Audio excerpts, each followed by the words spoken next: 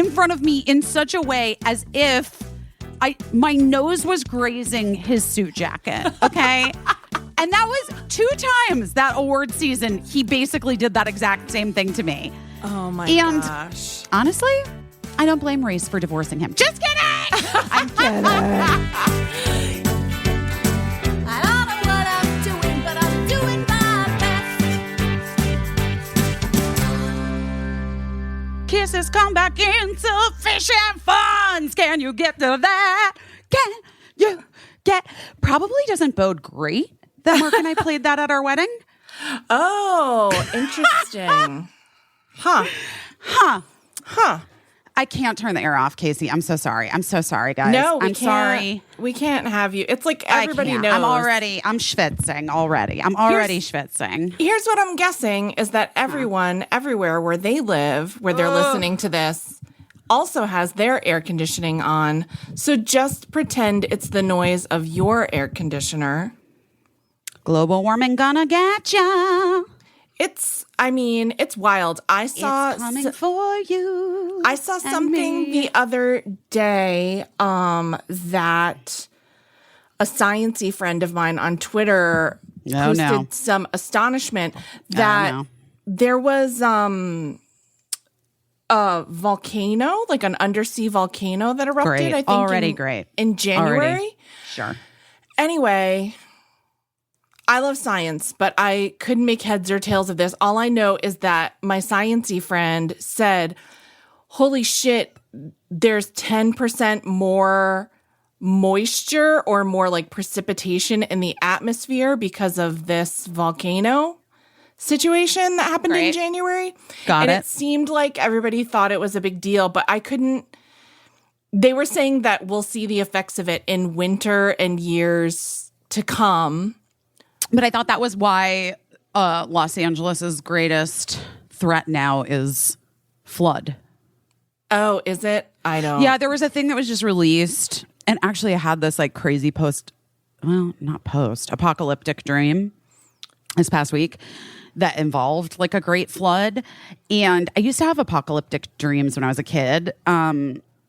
And who knows what anything means, and listening to what other people's dreams are is boring. We know that. Don't bore your friends by telling them your dreams. But I'm going to tell you that I just had a dream that was about a great flood because I read, and really that's just a direct line to the article I read from the New York Times that was like, Los Angeles' greatest threat now is flood. Because when I moved to LA in 1997, it was the year of El Nino, the worst rains the West Coast had seen in I was here for years. that. I was here for that. I almost got killed by a palm tree. In 97? You were here? Why? Yeah. There? We were doing the Rosie O'Donnell show for 1 month in Los Angeles, and it happened to be the biggest, the time that El Nino was raging the hardest. It was like March. Yeah. And so it just poured and rained the whole time. A bunch of people. Yeah, it was insane. But that was in 1997. Yeah. A long fucking time ago. And what's happened since has been nothing but droughts. And so now what they're saying is just that weather system will probably present itself again. This is from the article. This isn't from my dream. But, that weather system will probably present itself again in the near future. But unfortunately, because it's been nothing but droughts, there's no trees or brush or soil to like hold the water. To soak it up. Soak it up. Yeah. And therefore, they're not predicting good things. It's, not great. It's not great. It's not great.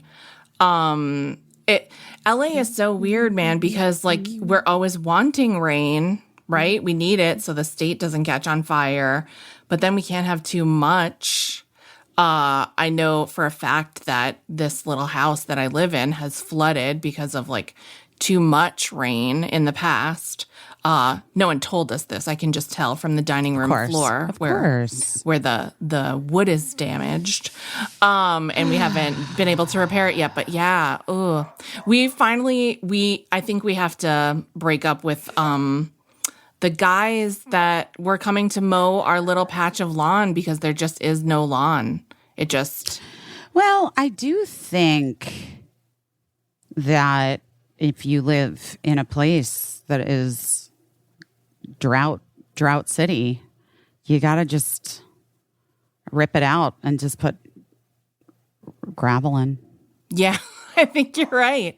I think maybe not gravel. I don't know. Maybe some rubber mulch or something. I mean, yeah, sure, whatever. Who knows? I mean, listen. I had gravel growing up, and I turned out just fine. Oh my gosh. Yeah, something. We got to get rid of it. This week the yard guys came and like they didn't even bother to do the pantomime of mowing the dust. And then the guy just turned on the leaf blower for like 1 second. And then another guy like raked up a dog poop that we missed. And then they left. And it was like 1 minute. Well, at least they picked up the dog poop. Yeah, that was nice of them. I mean, I think that's lovely. We try to pick it all up, but somebody must have snuck out and done one extra poop before. A couple things. I just got literally the best facial of my life, and you know, yeah, you know how much I love a facial and how many do. facials I've gotten. Yeah, in my life, and this is the best one. This is like, I gotta say, top. This is in the top 3. Wow. Like right now, I'm feeling like it's number 1 because I just got out of it and I feel like a new human. You're high on it. I'm high on this facial. Yeah. And but you know, I've seen the best, guys. I've been to the best. Yeah. The best of the best. And this might actually be the best. Wow. Was it a new person or someone that you've gone to? No, never been. This is someone new. What's going on with Birdie? Why is she barking so much? Because no one's here. I'm here alone. And so there's no one to tell her to be quiet. So this was your best, a new person. So Michelle, this was like a gift from Michelle for my birthday. Oh, so nice. So nice. But you remember my birthday was in June, but that's how long it takes to get in to see this woman. I'm not kidding. She's like a skin genius. Wow. Also, it might seem like superior in contrast to the most recent facial that you gave yourself. Okay. So I didn't bring that up to Vicky. Her name is Vicky Morav. Okay. And I mean, I just had to shout her out because it's the best thing that's ever happened to me. I didn't pay for it, so I don't know how much it was. I don't know if I mean, obviously at this moment in my life, I couldn't pay for it. Right. That card would just be straight up declined. But oh my God. It was incredible. Yeah, I did not tell Vicky that I tried to dermaplane my own face and was ended she up like, with... who did your last facial? Like hairdressers always do? She didn't. No, you know why I loved it so much? Because she was so kind before she ripped my face off. I love that. Like she was just she was very nurturing and kind and like, you know how you were like, read the outside or read the room, Caissie? Yes. The best thing that anyone who's doing a service for you, especially like a beauty, skincare, or wellness service can do for you is like read the room and give you the thing that you need. Like that's what I think. I think like the best estheticians are kind of psychic. Yeah. You know what I mean? And she was like, you need just tender words of encouragement for you to rest. And like, slow love that. down and I love slow that. down. And then she literally ripped my face off and put a new one on. And I am not kidding you. You guys, I know that sounds there's no other way to describe what just happened to me. She like ripped it off in the tenderest, best way. And then she Most put on skillful. other things, skillful ways, because it doesn't look ripped off, does it? It looks great. No, As it opposed looks to when amazing. I used a razor blade on my own face and It looked like you fell off a skateboard a little bit. looked like I had some road rash happening. Anyway, so that was restorative. What That's so great. an incredible birthday present. Thank you, Michelle Williams, my best friend. I love you so much. I really miss that is one thing that I miss from having like a kind of a big deal job is having money to invest in your face. You know, Guys, I got to tell you something. We need to start jars in our kitchens. We need to start facial face jars. Yeah. We're going to, hey, Gina, knock it. No. I left her here while I went for the facial, and I think she's annoyed at She's me. mad at you. You know what? She'll get over it. We have to start facial jars. Guys, I yeah. think that people should start face jars in their homes. Yeah. One time I got a series of IPL photo facials, and I just could tell that I looked so much better after. And I have a scheme because that was expensive, and I can't. It's so expensive. I can't. What is an IPL? Is that like $1,500 a pop or something, or do you buy like a pack of 3 for You like buy a pack of, like, 2,500? 4 or 6. Yeah, you go Right. like once every. So here's my scheme. Tell me if you think this is unethical or / Wow, dangerous. I didn't realize we were going there. Yeah, you're gonna buy okay. the laser. No, Groupon often will sell you like the introductory, like a facialist or a spa will sell you the introductory IPL photo facial. Knowing you need 6, they'll sell you the first one for like $50 or $75. I'm thinking, why can't I just buy 4 to 6 first ones from 4 to 6 different spas and go every month? Because probably in the fine print, it's probably like a thing where it's like must be purchased with other ones, right? I don't know.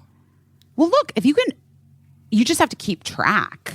It's like drug shopping, like how people just go to different ERs to get pain meds. Oh God, that's But depressing. it is depressing.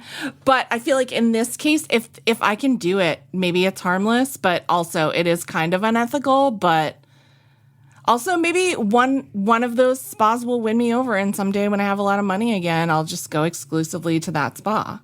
So it's like a tryout. But you know, there are those places that have. What is that place? There's a place that's like a dry bar, but it's laser facials. It's like not pricey. I mean, it's not an IPL. That's the thing. It's like you get what you get, you know? Right. If you get what you pay for, Right. I guess. Right. Is it spelled Face House? HAUS? Oh, yeah. We worked with the owner of Face House, Dawn. Oh, wait. Maybe it's not Face House. No. Face House is just fast facials. That's like Yeah. They face, right. Face House is yes. Okay. No. So it's not that. It's Skin Laundry. Oh, okay. Guys, these are not ads. We're just These are just places we aspire to just go places to. we went. I've been. Skin Laundry, we made laser facials a thing. Yeah. Okay. All right. Yes. So it's like, I don't know. Bravo TV says, can Skin Laundry's 15-minute facials, laser facials actually work? Well, they would know.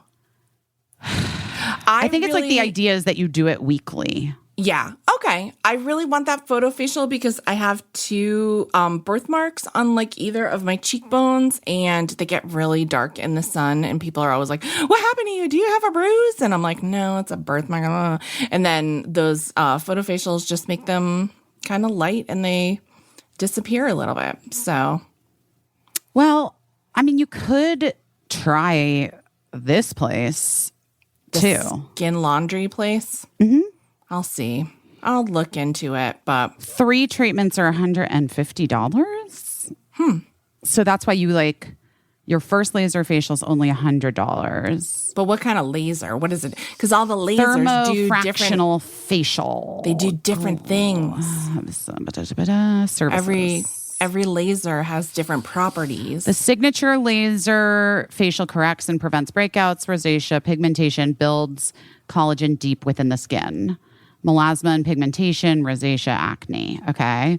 The thermofractional facial is fine lines and wrinkles, acne, scars, hyperpigmentation, dull skin texture. The ultra duo facial, and obviously it goes up in price, up in price. Well, I'll look into it. I'll see because I want to get super blasted. The place that I used to go here in LA is called Blue Medi Spa. And I bought like a pack of 6 IPL photofacials from there. And the first time I went, it was like easy peasy. The next time I went, the lady was like, "Did it hurt last time you got it done?" And I was like, "No, it didn't hurt at all." And she was like, "Today, we're going to hurt you."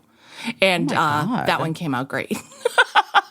I saw instant results from that one. But, you know, I like that we can use lasers for space travel. NASA uses lasers. I like that we use them to cut out decals for T-shirts. And I like them that we use them to make our Put it on your face. Yeah, look better when we can afford them. Make our birthmarks and various things a little less. A little less or a little more. But your skin looks great. I'm glad that you got that great gift. You deserve it. Thank you. That's really nice. Sure. I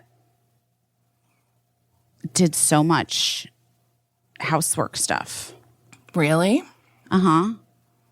Like, I decided that I know I'm crafty, you know? Yeah. And so I decided that crafty is just the sister of handy. You're right. And I'm going to be handy now because I have in the past just like always hired people to do handy things. Right. Because I just got in that habit of doing that. Yeah. But I can be very handy. And I thought, well, I think I'm going to be now. And I invested in a power tool. Which one? I got a drill. Oh, yeah. That's a power drill. I think that's the most important thing to have. The most important one. Yeah. Yeah. And it was just, and then it's just fucking full on now in my home. Wow. Just There's drilling. nothing that YouTube and my drill can't figure out. Wow. Also, like, so the bar, I painted the bar around the wallpaper, which is, I guess, also in retrospect, I would have done it opposite. Right. You would have put wallpaper after painting. In case you missed on Busy's Instagram, because I know Instagram doesn't show everybody everything all the time. Gina just literally tried to lick my vagina. Well, it doesn't surprise me. I'm surprised. Dogs don't know what they're just going for it, whatever they can see. Oh no, she's embarrassed. I've shamed her. Of course. She is. Yeah. She just like flops down her. like very shamey. Yeah. Oh, honey, I'm sorry. But don't do that. It's not appropriate. It's not. Oh my God. It's not right. In case you missed it, Busy was putting old pieces of wallpaper from her house in Los Angeles as like a background for like an inset bar in her house in New York. And she was doing like a whole makeover project, like a collage basically of all these old pieces of wallpaper, which was nice. And then you painted it, which you said you would have flip-flopped the order. Yeah. And then the bar got installed. And now I think I'm gonna redo the cabinets so that they match the blue. So that nice. it's like a whole theme. Nice. You're going to paint them yourself? Oh, yeah. Oh, nice. Okay, cool. Here's a hot tip for you as a new power drill owner. They also make sets of brushes that you can order online that go into your power drill, so you can use them to clean like tough things if you want. You can just I've seen those. spin those brushes away in your sink or whatever the hell you're cleaning. I mean, that sounds nice. It is nice, but I will say that our drill is a little heavy and it's a little exhausting, and I'm almost like I would just rather just use a sponge and elbow grease. I hate the phrase elbow grease. It sounds so like nothing that I want to do, anything that takes elbow grease. Yeah, I never, I guess, really understood it. I mean, I guess you need grease on your elbow so it can go back and forth in the tedious way that it must when you're cleaning your bathtub. I don't know. I'm just assuming. I'm using context clues. I assumed context clues. I assumed that elbow grease came from, like how when you're working hard at anything and the sweat pulls up in the crevice of your elbow, and then there's like dirt in there too, and it looks like grease. It looks gross. It's like yeah, oil and dirt from working hard. yeah. So that's what I always thought elbow grease was. Could be either of those things. It's very, I don't know who first said it.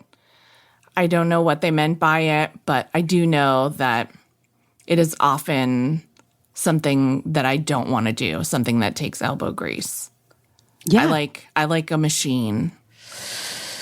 Well, you know what does work in the house is the dumbwaiter. And boy, did I utilize that baby. Oh, good. So I also totally organized and cleaned Birdie's closet whilst they were away with their friend. Yeah. Because the best time to organize your children's shit is when they are not there. It's true. Yeah. Because they'll keep everything. Yeah. They'll be hard. like, I still love that. Like, you have not literally looked at it Right. ever. Right. In fact, that's not even yours. You know what I mean? Like, they're just like, those flip-flops have sentimental meaning. Or like, they don't, you can't wear them anymore. Right. But so I did that, and Jess Riviera, who was in town, remember I talked about her last week, who does the styling, did some closet looks styling. for you? That was really fun and nice of her. People are being very nice to me right now. That's nice. But she helped me with Birdie's closet. It was like daunting. It was overwhelming. Yeah. The child clearly takes after their mother. Too much stuff. It's too much stuff, but also it's like literally 4,000 black sweatpants. Do you know what I mean? It's like we don't need this many. It's too many. Right. I think you're far from alone. One thing that it actually makes me so anxious, and it made me anxious when my kids were younger, but it makes me anxious just watching like people's TikTok videos or like whatever Instagram posts. People's houses are so taken over with toys. Like, oh, yeah. Massive, like a toy kitchen and a toy easel and a Power Wheels. And it's just like, it's insane. And I have to assume that, like, you know, that so many people can identify with just feeling crowded because we just have more stuff than we used to. It's hard, though. The stuff finds you.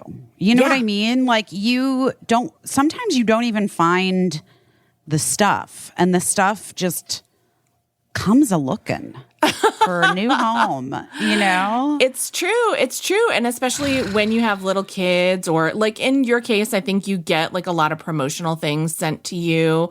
People, when you have little kids, if you're lucky, people love you and they want to give you gifts, and it's so wonderful. But then it just really builds up. And yeah, little kids never want to get rid of anything. So you just end up with too much stuff. Oh my God. So I got this thing for Cricket for her birthday this year. Yeah. It's like a giant plush hamburger skin. Okay. that unzips. Yeah. So it's like the shape of a giant hamburger. Yep. Gigantic. Like Yeah. 2.5 feet. No, higher. Okay. 3.5 feet tall. Yeah. And you shove all the stuffed animals inside it and zip it up. And then it's like Yeah. Then it's a like, giant stuffed animal sleeping bag / bean bag that they can Yes. sit on. yes. That all these stuffed animals that she doesn't care about are in them. Right. So they were not gone. They're still Right. there. They're still there. But they're inside this giant hamburger skin. Oh, that's good. We have like a grown-up ottoman that's like that, and it's full of stuffed animals. Aw, Like that's it's not a cute. hamburger. It's like purple. I don't know. It's but just yeah. purple. But it has the boys' stuffed animals because I don't think we were ever able to get rid of those. And by the way, like you can't really just give away stuffed animals. Like nobody wants you to donate stuffed animals or toys anymore. So that's another reason why they're hard to pass on sometimes because Oh, that sucks. yeah. Because well, I mean it's smart in a way because, you know, I don't know. Everybody just has too much shit. yeah, That's the truth. it's hard. It's hard. It is hard. It's hard. We got to like break ourselves of the habit, but it also, But it's really hard, like when a grandparent is like, oh, what can we get for the kids? And, you know, I was thinking of getting them a race car bed. And you're like, I was thinking more along the lines of a coloring book. And, you know, that's always like a struggle. Yeah, it's just, I mean, it's weird to say that having too much stuff is hard, but I think everybody understands. it's true. Yeah. Well, so I did that. I went to go see Sylvan Esso.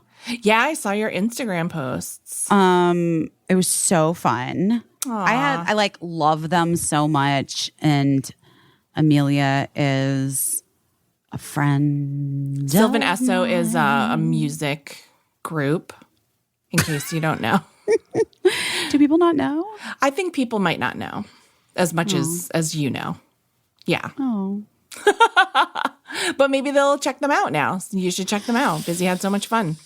they're fantastic. No, they're the best. I had like the best. Yeah, we had the best time, and then there was this band after. I mean, they were opening for this big like EDM band that I was unfamiliar with. Okay. And it was shocking. What was shocking? It was like insane. I don't know how to it's like almost hard to articulate. Okay. So it was just like two white guys yeah. on stage. First of all, the band's name is Odessa. Okay. And so I thought it was like a girl, okay. right? Sure. But then it's just like, they're just DJs. Like, they're just like, it just was, and there was so much pyrotechnics. There was like lots of fire. And there were so many like, I don't know. I just was like, what's happened to everyone? But it was just two guys like standing there doing it. They didn't have like helmets or marshmallow heads or anything. Mouse heads. You couldn't really see them. They were like shadows. Okay. Okay. But yes, they were just standing there in their like shirts and shorts. And I'm sure they're like, they seem, I mean, I don't know. Who fucking knows? I mean, my friend's band is on tour with them and like obviously is having a good time being on tour with them because otherwise they wouldn't do it. Right. But like, which is to say that like their treatment of people must be ethical behind the scenes and because I know my friends, you know? Yeah. But I just was like, is this what like our parents felt or their parents felt when they heard music? You know what I mean? For like a younger generation that like does not resonate at all. Yeah. And I felt like it made me kind of like crazy because I was so like looking around and there were, you know, all of these very, very young, it was like a very bro-y crowd for the boys, you know? And they were just fucking into it, man. And I was like, what is this? What is happening? Like now granted I was stoned. And I just, part of it I think was like, I don't know. It felt very masculine to me, like the energy, the vibe. And I have gone out of my way to avoid masculine energy. In case you don't know, I have gone out of my way to avoid masculine energy. And like, it is really interesting because obviously, it is the discussion, right? Like did you read that op-ed about Harry Styles and like the question of queer baiting in the New York Times last weekend? I did. Yeah, I did. I thought it was super interesting. Did you read it? Yeah. I thought it was really too. interesting. Yeah. And so basically, guys. So, we can kind of break it down if you're not familiar and you don't know. But like, Harry Styles has never publicly said what his orientation is, whether he considers or what he considers it, whether he's queer or straight or whether he's not, maybe non-binary, maybe his gender is fluid. We don't know because he doesn't comment publicly, right, on as a choice on purpose, right. And he has said that like friends and family know who he is and how he identifies, right? Right. But there is discussion around a lot of the sort of signifiers, the things that he does that are nods to the queer community. Queerness, yeah. And queerness. And then the question becomes if he is not queer, does not identify as queer, is that okay? Right. And B, if he is queer but is not out publicly as queer, is that message to queer teens and kids and adults saying that it's still too scary to be openly queer and we have to speak in code? Right. Or is it just privacy?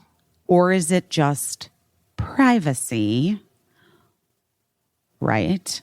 Or I don't know. Is it something altogether else? I don't fucking know. Right. But anyway, they're interesting questions. Yeah. I don't know. I thought that the op-ed was that it was really thoughtfully written by a queer person who had a lot of like insight in a way that like obviously I don't particularly have. Right. Just because you're the mother of someone who's queer doesn't mean that you get to know it all. Guys, right. Just so you know. Right. It's not my experience. It's not my lived experience. Well, also, like, the queer community is not a monolith either. So what one individual thinks about what their take is on Harry Styles might disagree with what another person thinks is okay or acceptable, or who knows? I, for one, love him. I just love him. I just fucking love his fluidity. I love the non-masculine the non-toxic masculine vibe whilst still being incredibly vibey in a male way for people. Yeah. It's interesting. I mean, and he also has to contend with or enjoy, I don't know, like going back to One Direction days, like that fandom has long thought / hoped that he was Larry's? queer. Oh, the Larrys? The Larrys. They are hoping and believing. They thought he had something going on with Louis Tomlinson. And, like, it persists to this day. Well, they're called Larrys. The kids people the people that are, like, obsessed with the idea that they had a love affair / like, relationship situation Right. are known as Larrys. Right. And so There's lots of conspiracy theory. to this day, it persists. Like just a few weeks ago, I feel like they both wore sweaters that everyone felt was a sign that they were acknowledging some type of. It was like green and blue sweaters, right? It was like one, I want to say, had like an avocado on it and one had DNA on it. I don't know. I can ask Birdie. Birdie will tell me. Birdie will but know. there's also like some new Ed Sheeran song that just came out. Or Louis had a song. I don't fucking know. Whatever. No, Louis released a song. Yeah. With a lyric about watching Ed Sheeran. I don't fucking know. The point being, I don't care. The point is, I don't care. And if the two of them, they might be just friends having fun and like, you know. Well, they were like kids. They were little kids. Right. Also, by the way, it wouldn't surprise me if like two boys of this gen are in this like really intense situation together and they like hook up. Like I actually... For me personally, wouldn't shock you. Doesn't shock me, but also I'm just like, yeah, that makes sense. I get that. Yeah. Like, why would like I don't know. People, that's how life is, and yeah. I mean, right. I think that the idea that like everyone's personal biz should be everyone else's personal biz is like a Hollywood tale as old as time. Yes, and it's like starlets and rock stars have been fighting against it since the beginning of time. And the public has always been like, we have a right to know. Right. Because we pay to go see your movies and to go to your concerts and we own you and we have a right to know. Yeah. And the blurriness and the confusion of social meds and how much everyone else has decided to either allow or not allow themselves to be really seen in an accurate way or their lives to be put into the world for public consumption has also like confused things even further in so many ways. Like the old studio system was weirdly safer because for people to be private. It was so locked down and manufactured. It was so manufactured and so locked down. And the people who you were dating, like maybe you were dating them, maybe you were just like going to the fucking Polo Lounge. Yeah, and everything was just having publicity. a salad and it took a picture of a photo op. A photo op of a guy nuzzling your neck and like that was it. And then you could like go live your life and do whatever you wanted to do with whoever you wanted to do it. And no one could snap your picture. No. Or like write into a site and, you know, claim that you have the scoop or whatever the fuck it is. Yeah. Like, you know, and in this time so Caissie and I, did you guys see the picture of Bradley Cooper at that arena? It made me so happy. Well, first of all, I'm going to say this, and I've known Bradley for a really long time, and I haven't seen him in years, but I have known him for a really long time. And so I just want to say this. Nothing makes me happier than pictures of Bradley Cooper. Nothing. Like, it can turn my day around. Never like a bad that. picture of him. And I'm not saying it's not that I'm like, there is in no way, shape or form that I feel like superior to him. No. This is what I want to say out loud because I think it needs to be said. I am not making fun of him in any way. I find him to be like a unicorn, kind of. Yeah, a little bit, honestly, a little bit like Cricket. Yeah, just like living his life. And it comes out in photographs in a way that you just don't see with anyone else. And by the way, never saw coming. Never saw coming. In case you guys didn't see, Bradley Cooper's ex, Arena, I don't know how to say her last name. You know me and last names. Yeah. So I don't know. Yeah. But I don't know if they were married, but they have a kid together and they co-parent now. They're exes. She posted a photo of the two of them together that is, as I said to Caissie, I have questions. I have so many questions about the photo. First of all, it's pure joy. But it's the two of them in bathing suits. But weirdly, like their faces are kind of blurry, which makes it feel like it's photoshopped. It's photoshopped. But they're standing in front of some sort of like industrial type like CO2 or like some kind of like industrial, like you put like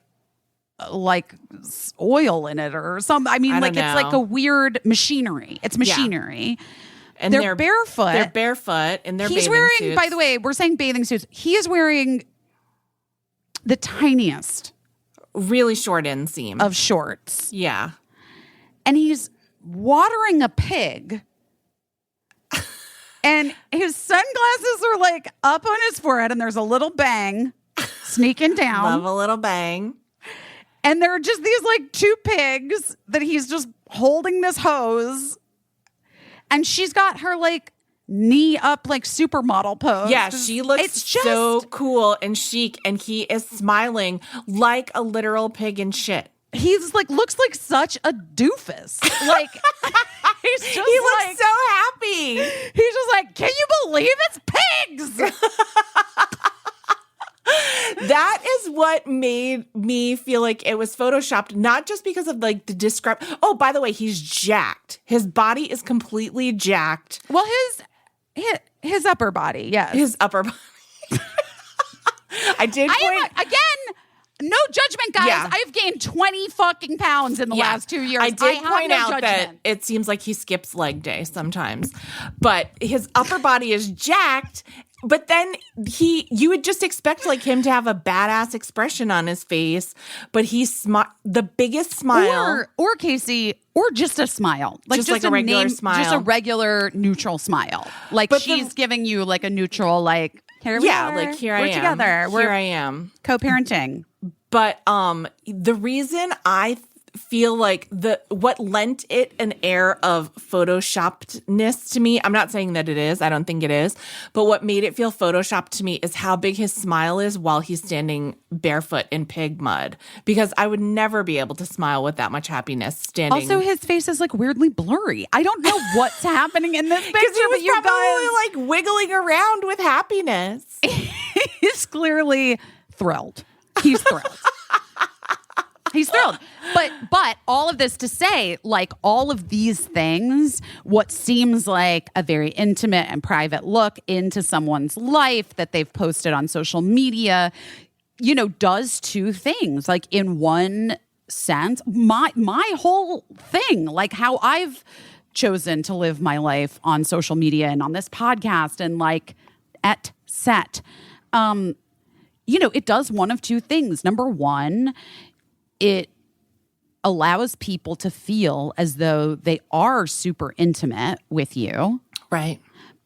But also, two, sometimes people then feel like they want more. Yeah. Yeah.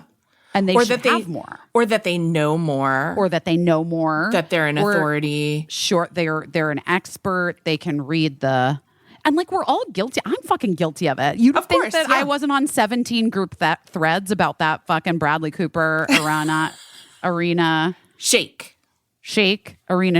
photo. Come on. I can't tell you the number of photos I get sent from people, famous people, not famous people. Yeah, sure. Lots of people send those pics around.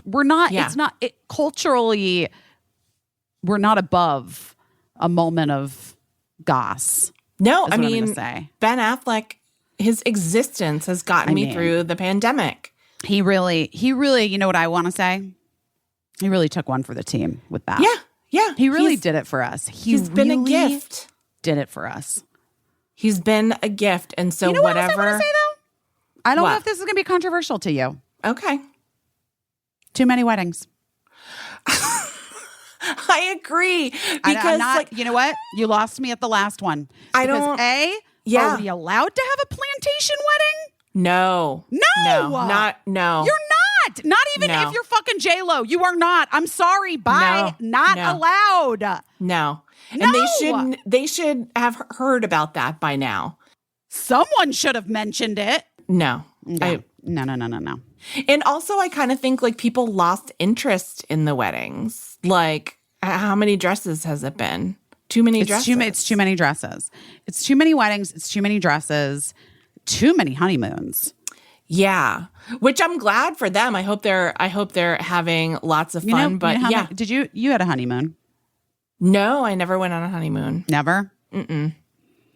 I had 3 days in Mexico like 4 months after we got married. Which Because honestly, you had to. Yeah. Yeah. I what think do you we mean? But like that would have No, happened but, with like- or without the wedding, is all I'm saying. I would have gone to Mexico for 3 or 4 Right. days. I with was or saying without. you had to schedule it around your work. Oh, I was shooting a movie. Yeah. Yeah. So I Yeah. got married and I left the next day on a plane back to England to shoot Yeah. the movie. And then Mark couldn't even come with me. And Yeah. then he came like a week later, I think, for a couple days and then went back. And then, yeah, like in August or something, when after we realized that we actually weren't officially married because we forgot to submit the paperwork legally, then we went to like Mexico for a couple days, which is like definitely not a special, like once in a lifetime honeymoon trip No. through Paris and, falling asleep Yeah. on the river Seine Yeah. Falling asleep on a boat. while people take photos of me, Or drone photos of drone you. photos. Yeah. I mean, snoozing. it's not like that. It wasn't It's not like that. I think we meant to take a honeymoon, but I found out shortly after we got married that I was pregnant. Eli was born 9 months after we got married. And it was the same thing. Like I would have had to work around my work schedule and we didn't always know exactly when hiatuses were. So then by the time a hiatus came, we were well on our way to having a baby. So no honeymoon. Maybe one day.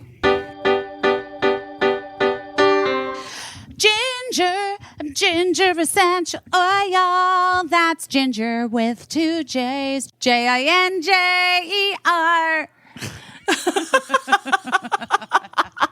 Guys, you've heard us talk about it before. Here's what it is. Ginger is a high quality, 100% natural essential oil made from the ginger root. It's incredible. It's free of micro impurities and it comes pre-mixed with carrier oils so you can put it right on your skin. I Not have to love worry. I love it. I love Ginger's rejuvenating self-care kit. I use the little diffuser thing to make the air smell good. And I use the ginger oil for inflammation all over my body, but especially in my knees and my lower legs and my ankles and my feet. Yes. All of It's that. a quick me up. A quick me up is a quick pick me up. That's so quick. It's so quick, you call it a quick me up. And it just smells delicious. It is Guys, ginger season. I mean, it's always ginger season, but it's really a time when I love the smell of ginger on my body and in my house. Guys, I love ginger oil and I love this ginger oil so much. It is truly a gift. You could buy it for someone if you wanted to. You Yeah, could it get would the make a self great- care kit as a gift to Yes. someone, but also you could buy it for yourself. You could buy it for yourself and just like as a way to say thank you to you for taking care of you all the time, to your body, your soul, and your mind. The ginger oil takes care of all of those things. So just trust us that the ginger essential oil has been a game changer. We are positive you're going to love it too. It helps with inflammation. I'm not kidding. It is kind of unbelievable how quickly Very it's sort of- soothing and comforting. It's really soothing. Right now, our listeners can get this special offer, 20% off your first purchase, but you have to visit our special URL, ginger.us/best. That's JINGER.us/best. Don't miss out. Go to ginger with 2 J's .us/best.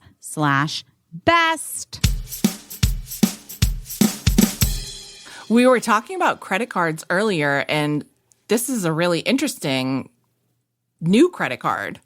I mean, 100%, because it literally tackles your negative impact on our climate just by using it once a day. Guys, this is the Aspiration Zero credit card. Now, listen to me. This is wild. But a friend of mine, A person I know, he's married to a very good friend of mine, started this company, Aspiration, and their advertising company like came to us, and I was like, oh, Aspiration, this is one of the best companies run by one of the best people I know. Like, I know that sounds extreme for an ad. It does. I'm sorry. Yeah. It just does. But it's the truth. When I tell you that the man, Andre Cherney, who's married to my friend Stephanie, who started Aspiration, and this idea of what if we can help the climate crisis? What if we can get rid of banking in a way that hurts everyone and instead is truly green? What if we can plant trees with every swipe? I mean, I know this man personally, and Aspiration is incredible. You guys, I am getting an Aspiration Zero credit card, and I want you to get one too. Here's how it works. When you get an Aspiration Zero credit card, you plant 2 trees with every purchase you make. What? 2 trees. And 2 trees soak up about the same amount of carbon dioxide from the air as the average American puts out every day. Okay, so you go get coffee, which already you're like, oh boy, I'm getting coffee. I should be making it at home. There should be a better way.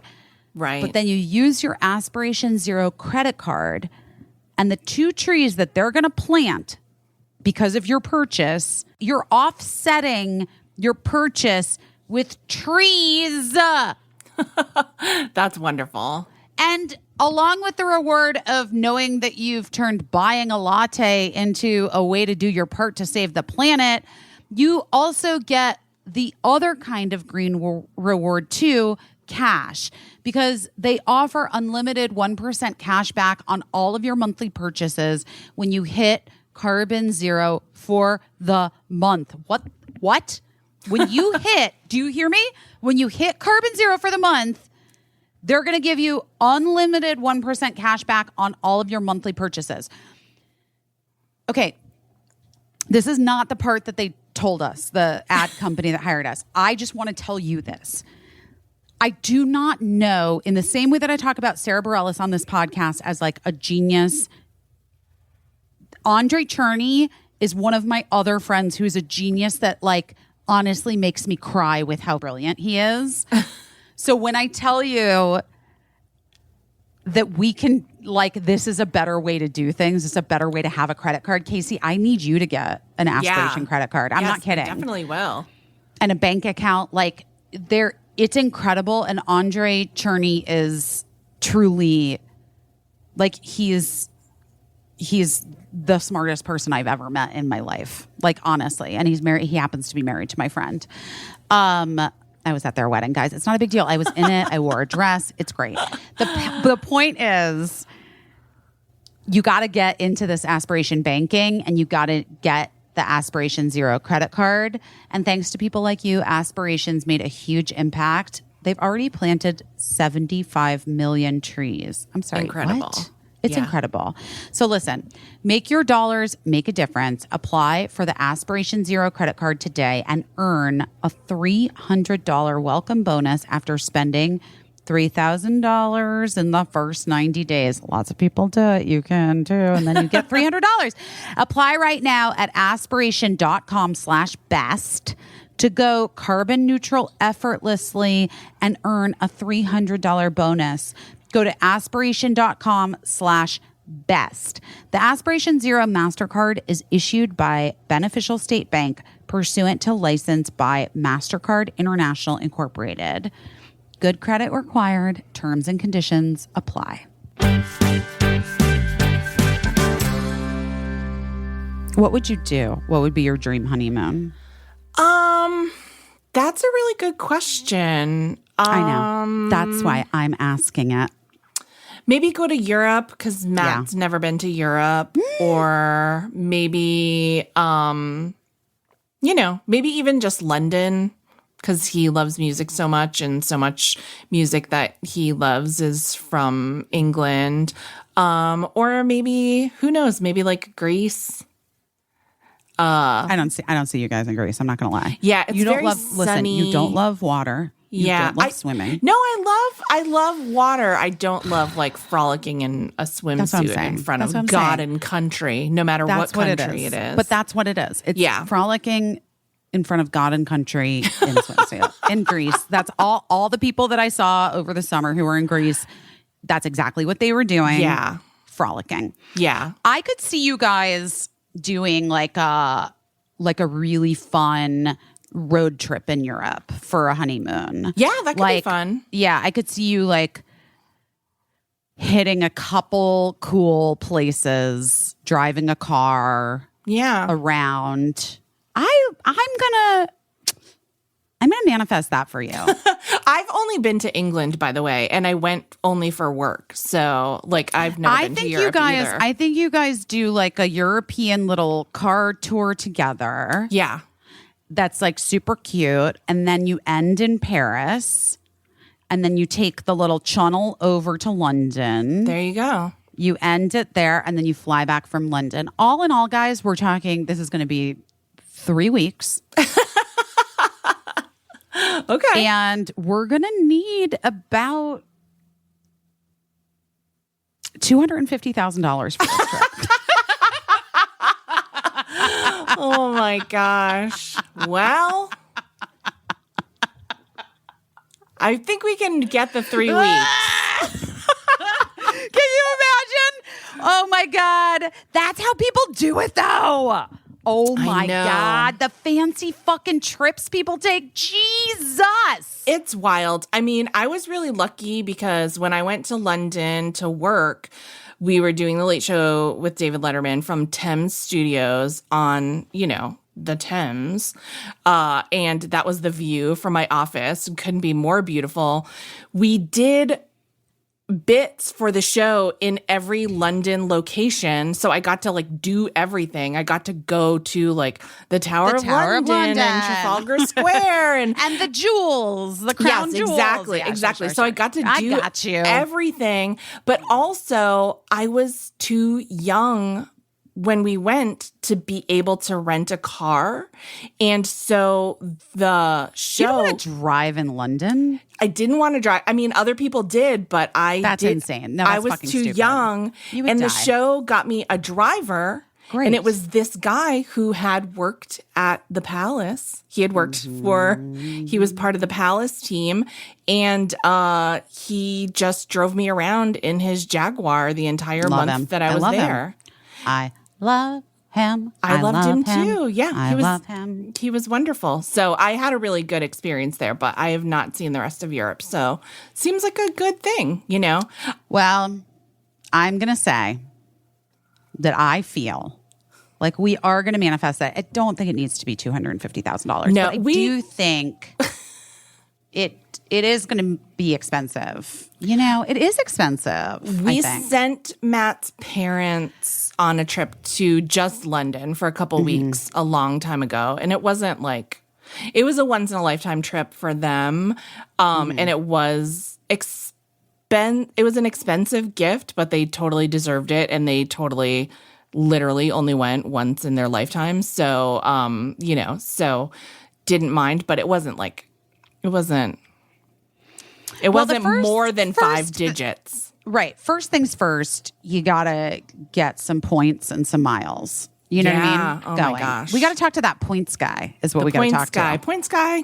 Do you have like points? Do you have like points from like a credit card or something? I don't really use credit cards too much. I try to not have like a balance, but we have like Amex Wait, but you're points. supposed to, I so know, that you get good credit. but No, I but know. that's like part of the thing. But we have amazing credit, so. Oh, okay. Well, then you're good.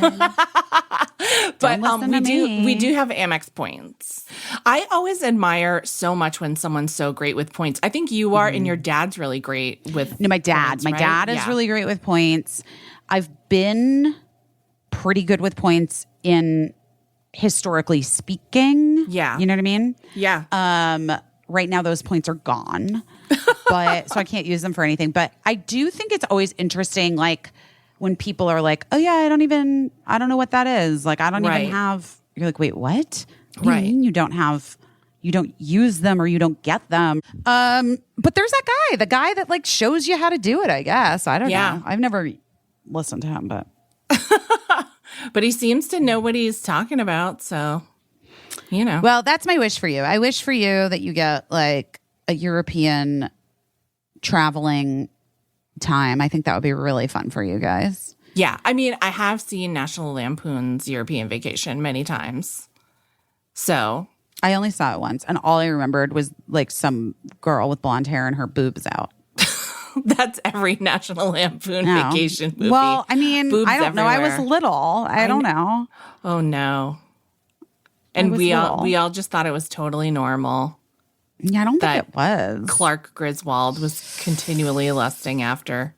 Oh my God. You know how I hate scary things? Yes. Okay. So you know that I have like new representation for talent. Have we talked about it? Yes. Yeah. Right, okay. Chelsea, what's up, Chelsea?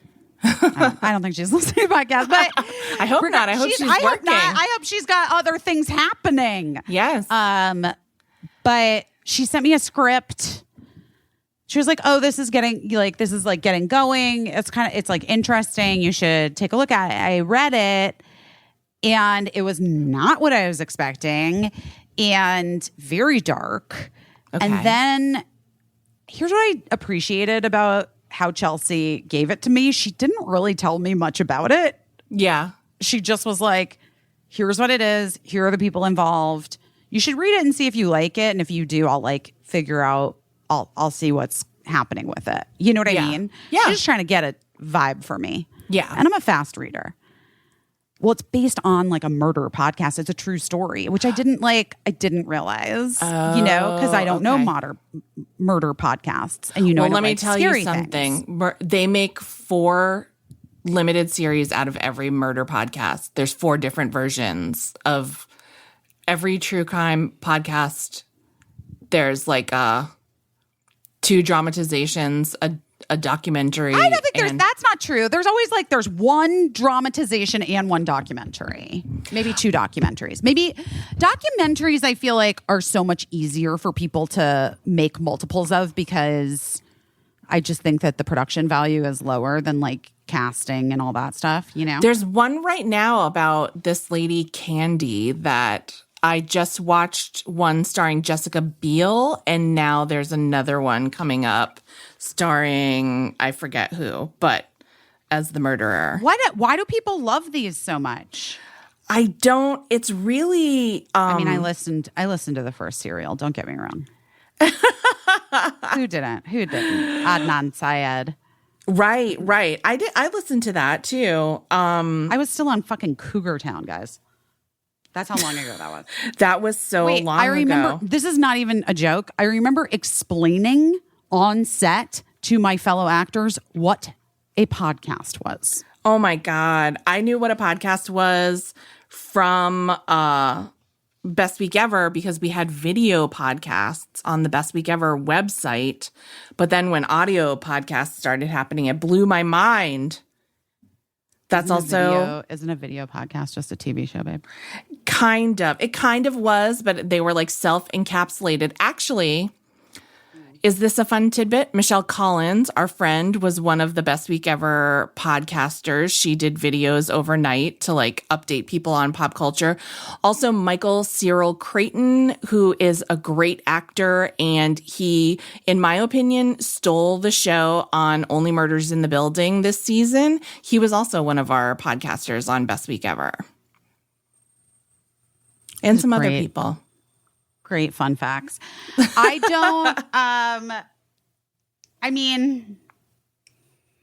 don't like scary stuff, guys. But then I remembered this part of me, which is that like then I had to know everything. Right. Then I had to know everything.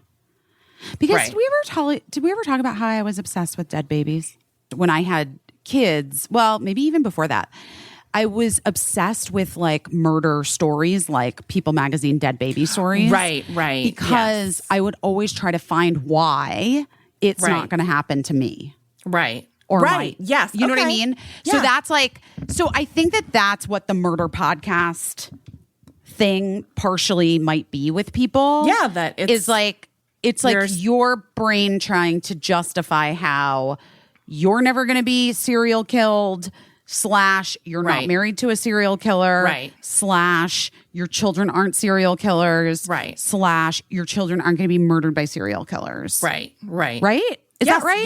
Yes. I think that's right. I think that's probably right. Well, anyway, now I'm scared. I'm just going to say from reading that stuff. That made you scared reading that script? Yes, and then I listened to the first episode of the podcast, which is like a couple years old, and then I just was like, my brain is broken now. I can't. Oh, no. This is like... But do you think you couldn't work, you couldn't be in something like that because it's too scary, or do you think you'd be like, okay? Because I honestly don't know. Interesting. I've never done it. Would your character be a scared character? Because that could work out perfectly. She's not scared. No. I mean, she's like, it's weird. I think you could do it. Well, I mean, obviously, I'm a fucking fantastic actor who's never been able to really show how I shine, but I'm kidding. What are you doing? What are you looking at? I was looking up the candy thing because so there's a Hulu series called Candy starring Jessica Biel, and then Elizabeth Olsen is going to play the same character in an HBO Max series, Love and Death, that is coming out in March of 2023. I thought HBO Max doesn't exist anymore. I mean, I think it does, but it's going through some stuff right now. Aren't but we all also, HBO Max? I feel you, girl. There was Come also sit next to me, baby. I got rosé. There was also a 1990 television movie, A Killing in a Small Town, based on the same case. So I think this one's interesting because one lady killed another lady, and just really for like no reason, I don't think. Like, ew. I mean, it was like, I don't want to. It sounds so gross. I don't want to spoil anything for you. It's like a fucking real crime. It's a real crime that happened. I don't want to spoil the real crime for you. That sounds gross to say. But there is like obviously some intrigue and like some small town, love triangle shit. But I don't know what it is about this one that made them make it twice. And My after friend it had Colin already is doing or just finished a series that's coming out that was based on a podcast. Everything is just a series that's based on a podcast. Where's this one? Where's our series? Where's this series? I think this is the wrong kind of podcast to get that kind of series. No, I don't. You better start telling some crime stories. No. Well, first of all, if anyone made it through, they would hear plenty to put into a fucking show. Number one. But number two is like, I am actually constantly surprised that like big money isn't knocking down our door trying to get in on this. I'm not kidding. We really are unique. We're unique and we're successful at what we're trying to do, which, I like to remind myself of that because we said that there was a thing that we wanted to do. And when other people were like, we don't think that'll work, we did it and we're doing it successfully. So those other people can just go chew a salad. Suck it. Oh, or they can suck it. Yeah. I feel like I'm envisioning these people chewing salads because I feel like that's people who love to say no, love to do it between bites of chewing salad. And so that's what I always think of them as, salad chewers. Unless they're like the type of people that are like, I am afraid of salad because it could have like bacteria on it. You know what I mean? Yes, I do. You do know what I mean. I do. I know do know exactly. what I mean. I have to have all my food cooked because I'm afraid of bacteria. Oh my gosh. Well, I hope that good luck with that. That sounds like something that I would there's watch. nothing happening. I just but literally. I just read, like, this is how this works. Yeah. Guys, just Hollywood break. Do you know how many fucking scripts I've read in the last 23 years? Seriously. Right. I'm sure thousands. I actually don't know. Do you think that's possible? Thousands? Yeah, I would think Probably. so. I maybe have been sent at least 1,000 scripts. Oh my God. So many fucking scripts. Yeah. So many things. So many auditions. So many meetings. So many things that are just like never happened. So many things that were like, if I don't get this, I'm going to die. And then I didn't get it. And then nothing ever no one cared. It never showed up, or it came out and nobody gave a shit, and like whatever. Like, it is, being an actor for hire is literally one of the weirdest experiences in mainstream Hollywood media. Is one of the weirdest fucking jobs of all time. Yeah. I mean, I think that is a huge difference between New York and LA. And it's interesting because you had the New York experience that I believe to be true. Like with Girls Five Eva, Tina was like, you want to be in it? You're in it. Like, it wasn't like a big auditioning process. LA for me is weird because like so many people always want to meet with you. Speaking of salad, they always want to meet with you, have lunch, have a salad together. And then they want to... Baby, I don't have fucking time. I can't eat that many salads. I cannot eat a goddamn salad with you. I'm sorry. And not all of it, but a lot of it is like, it just leads to nowhere, and it makes me want to be like, why are we doing this? Why are we having repeated salads together? What is happening? And they're like, oh, I just want to see like if I vibe with you. And I'm like, wanted to check in. I wanted to see what was happening. What for? For what? In New York, for nothing. If someone calls you to their office, you 99% have the job. Nobody's going to bother to have you sit across from their desk. They're sure not going to meet you out for salad, but nobody's going to bother to have you into their office. There was no salad exchanged with Girls Five Eva. And by the way, I didn't even talk to Meredith. Right. Like, the showrunner. Tina just was like, Meredith and I were talking, so you're in. Like, if you want this part, you can do it. Yeah. Okay. So I do think that's a little bit... I prefer it. I know people are always like, the difference between New York and LA. Like, I should have a brick wall behind me, like I'm doing stand-up comedy in the 80s. But I really do think wait. I need to just digress for a few seconds. You in a blazer, a brick wall, a blazer, jeans, a t-shirt, a brick wall behind you. Yeah. A mic in hand. Yeah. And a mic stand on the other hand. And I'm buying what you're selling. I'm into you, Caissie, as an 80s stand-up, new career option.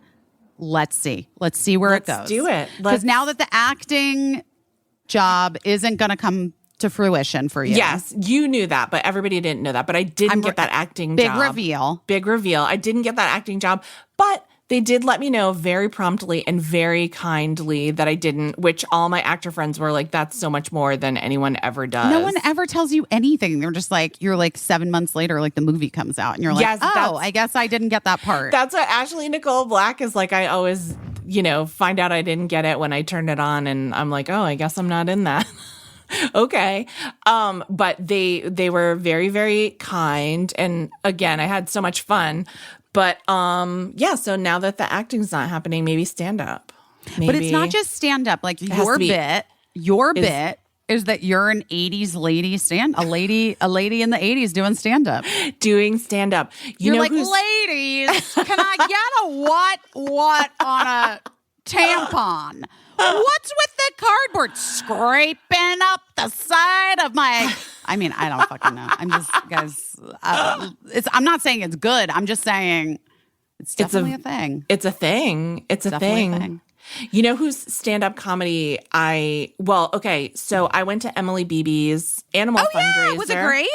It was so great. It was so nice. Emily kicked ass. She did a great job.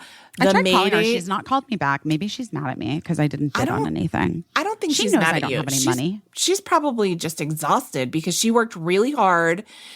There were like a little Wi-Fi problems that had to be circumvented. So nothing drives Emily crazier than Wi-Fi. Yeah, but it was in a beautiful location. Someone donated their house, beautiful, house to have the event.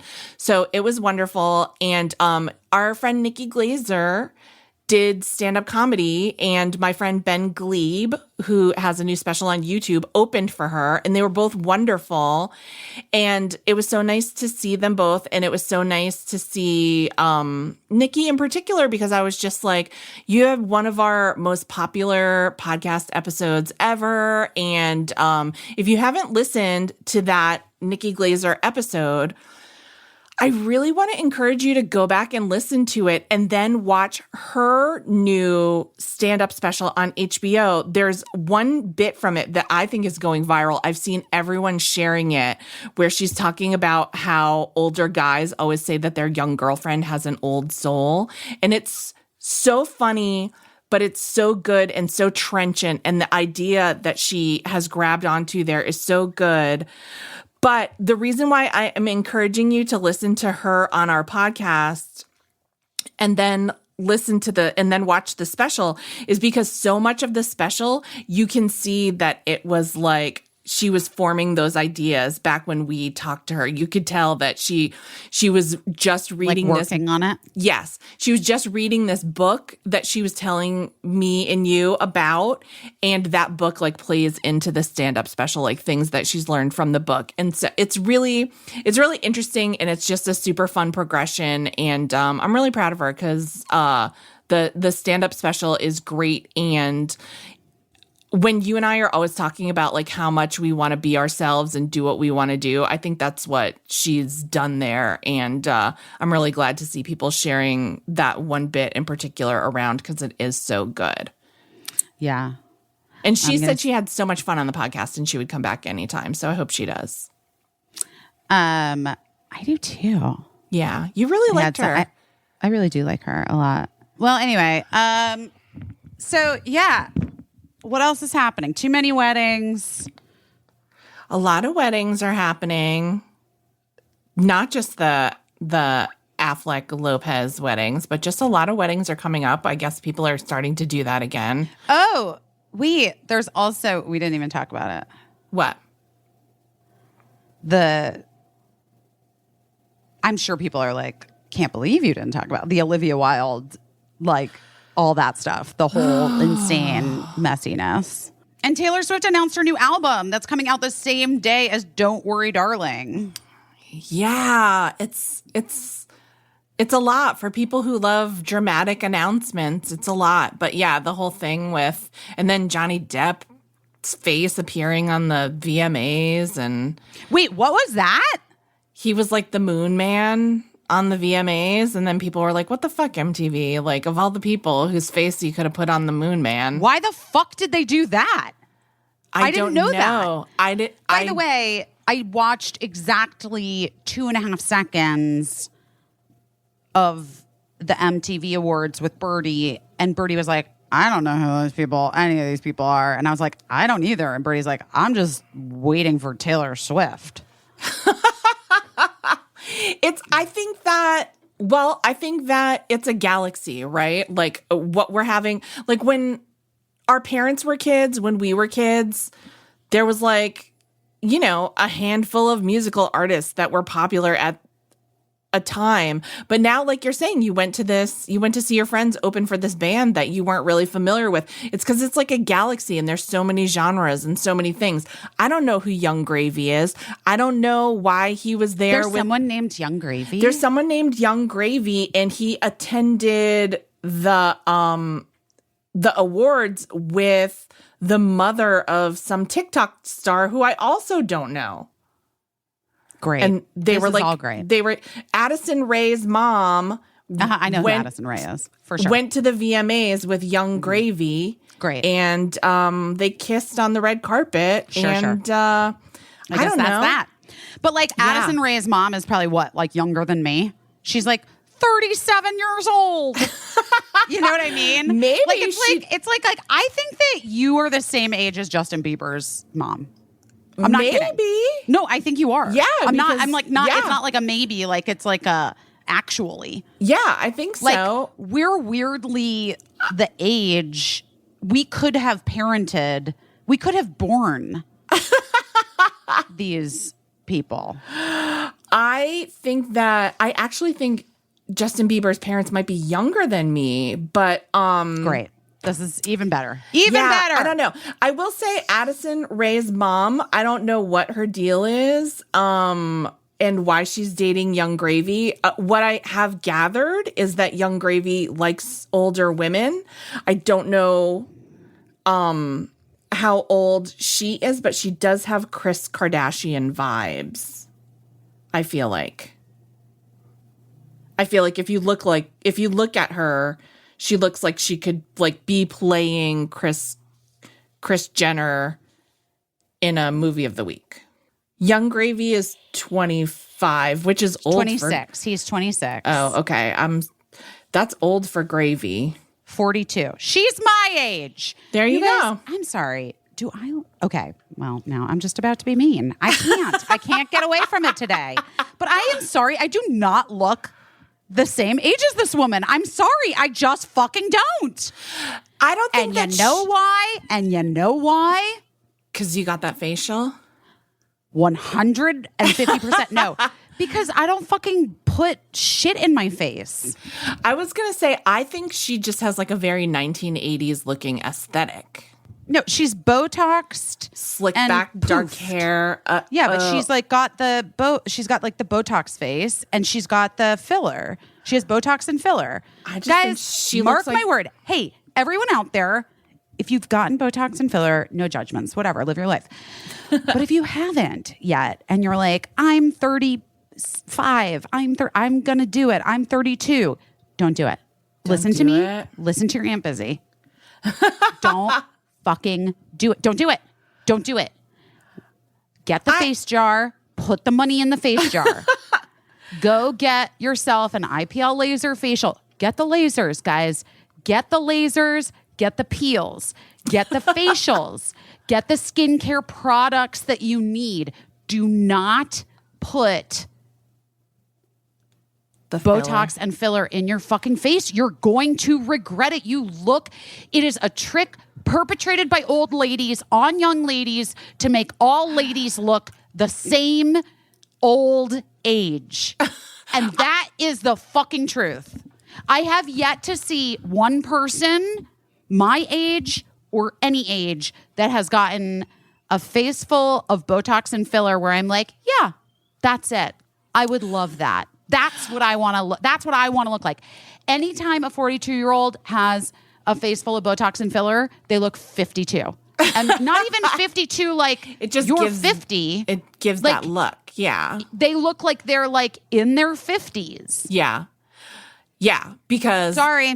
Because this is just the truth. I'm just telling you the truth. Homogeneity, maybe, of like so many women that age getting it done. I have had fillers, and I did think it looked good. But this is how little... Like I told you before, I used to beg my dermatologist, let me get fillers. And she said no every single time. And then after I turned 40, I was like, can I get fillers? And she was like, a little bit. So she gave me a little bit. But here's how little... is that I can't even remember like the name brand that I had, but she used so little of the vial that she saved the rest of it for like another time. Like I used half a vial and went back for like half a vial later. But I got it. And by the way, I got it in like 3 spots on my face. I got it under my eyes and on the folds on the side, my nasolabial folds. I think it did look good.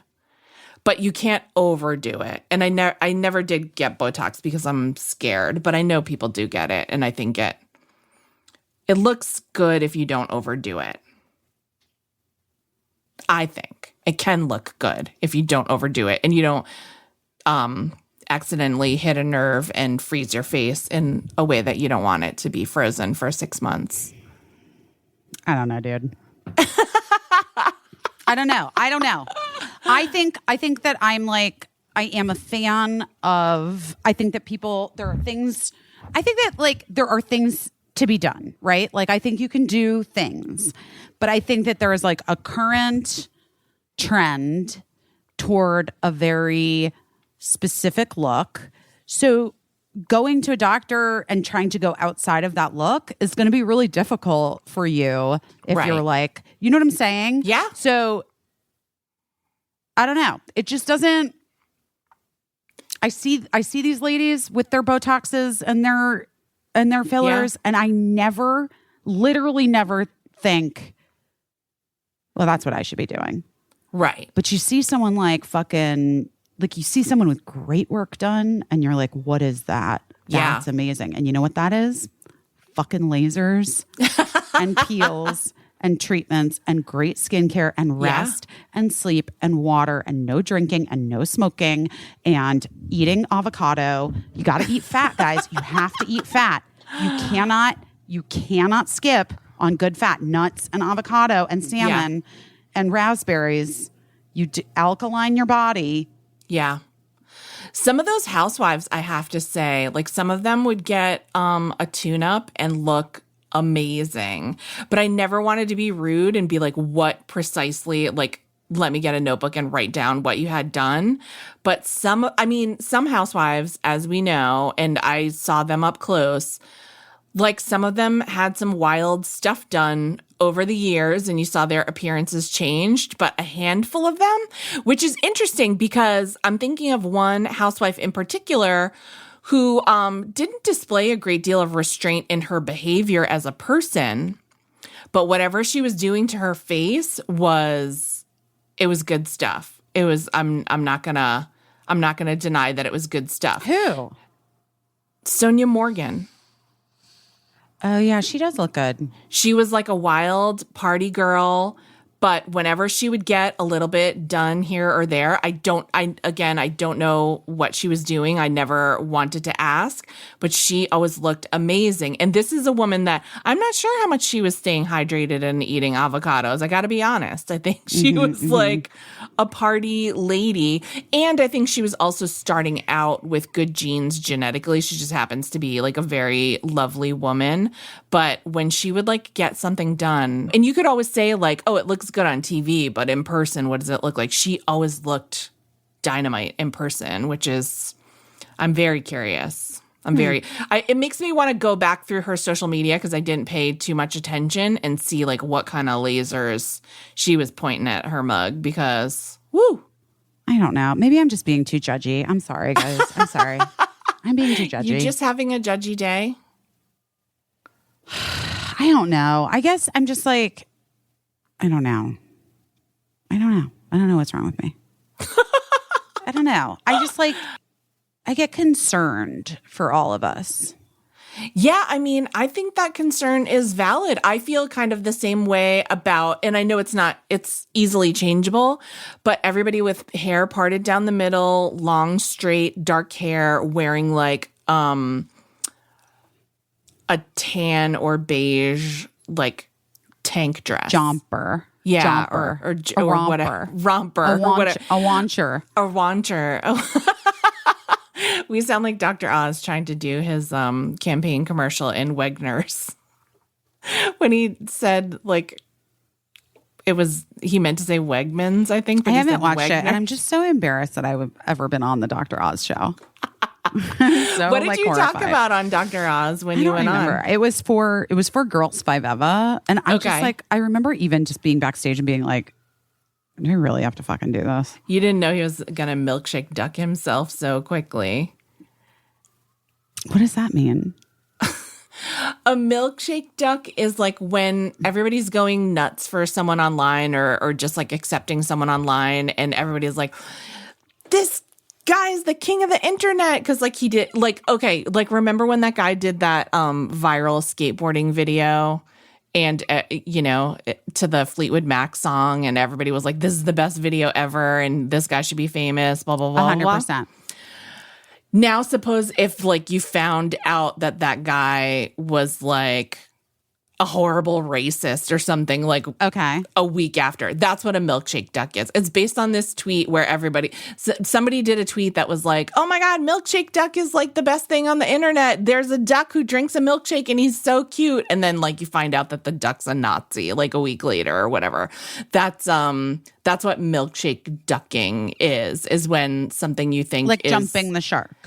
It's a colloquialism. But jumping the shark is like becoming corny, and where milkshake No, I know. It's just an expression that's yes. Mm-hmm. Yes. But milkshake ducking is when the person reveals But themselves. what happened to actually... the milkshake duck? The guy that revealed that first tweeted about the milkshake duck was a Nazi? It was just, they were just making a joke about like, this is what happens on the internet. Everyone goes wild for a duck that drinks milkshakes, and then you find out that he's like a racist or whatever.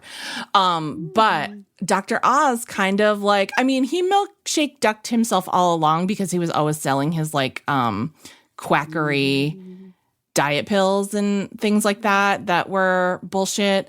But then with this whole run to become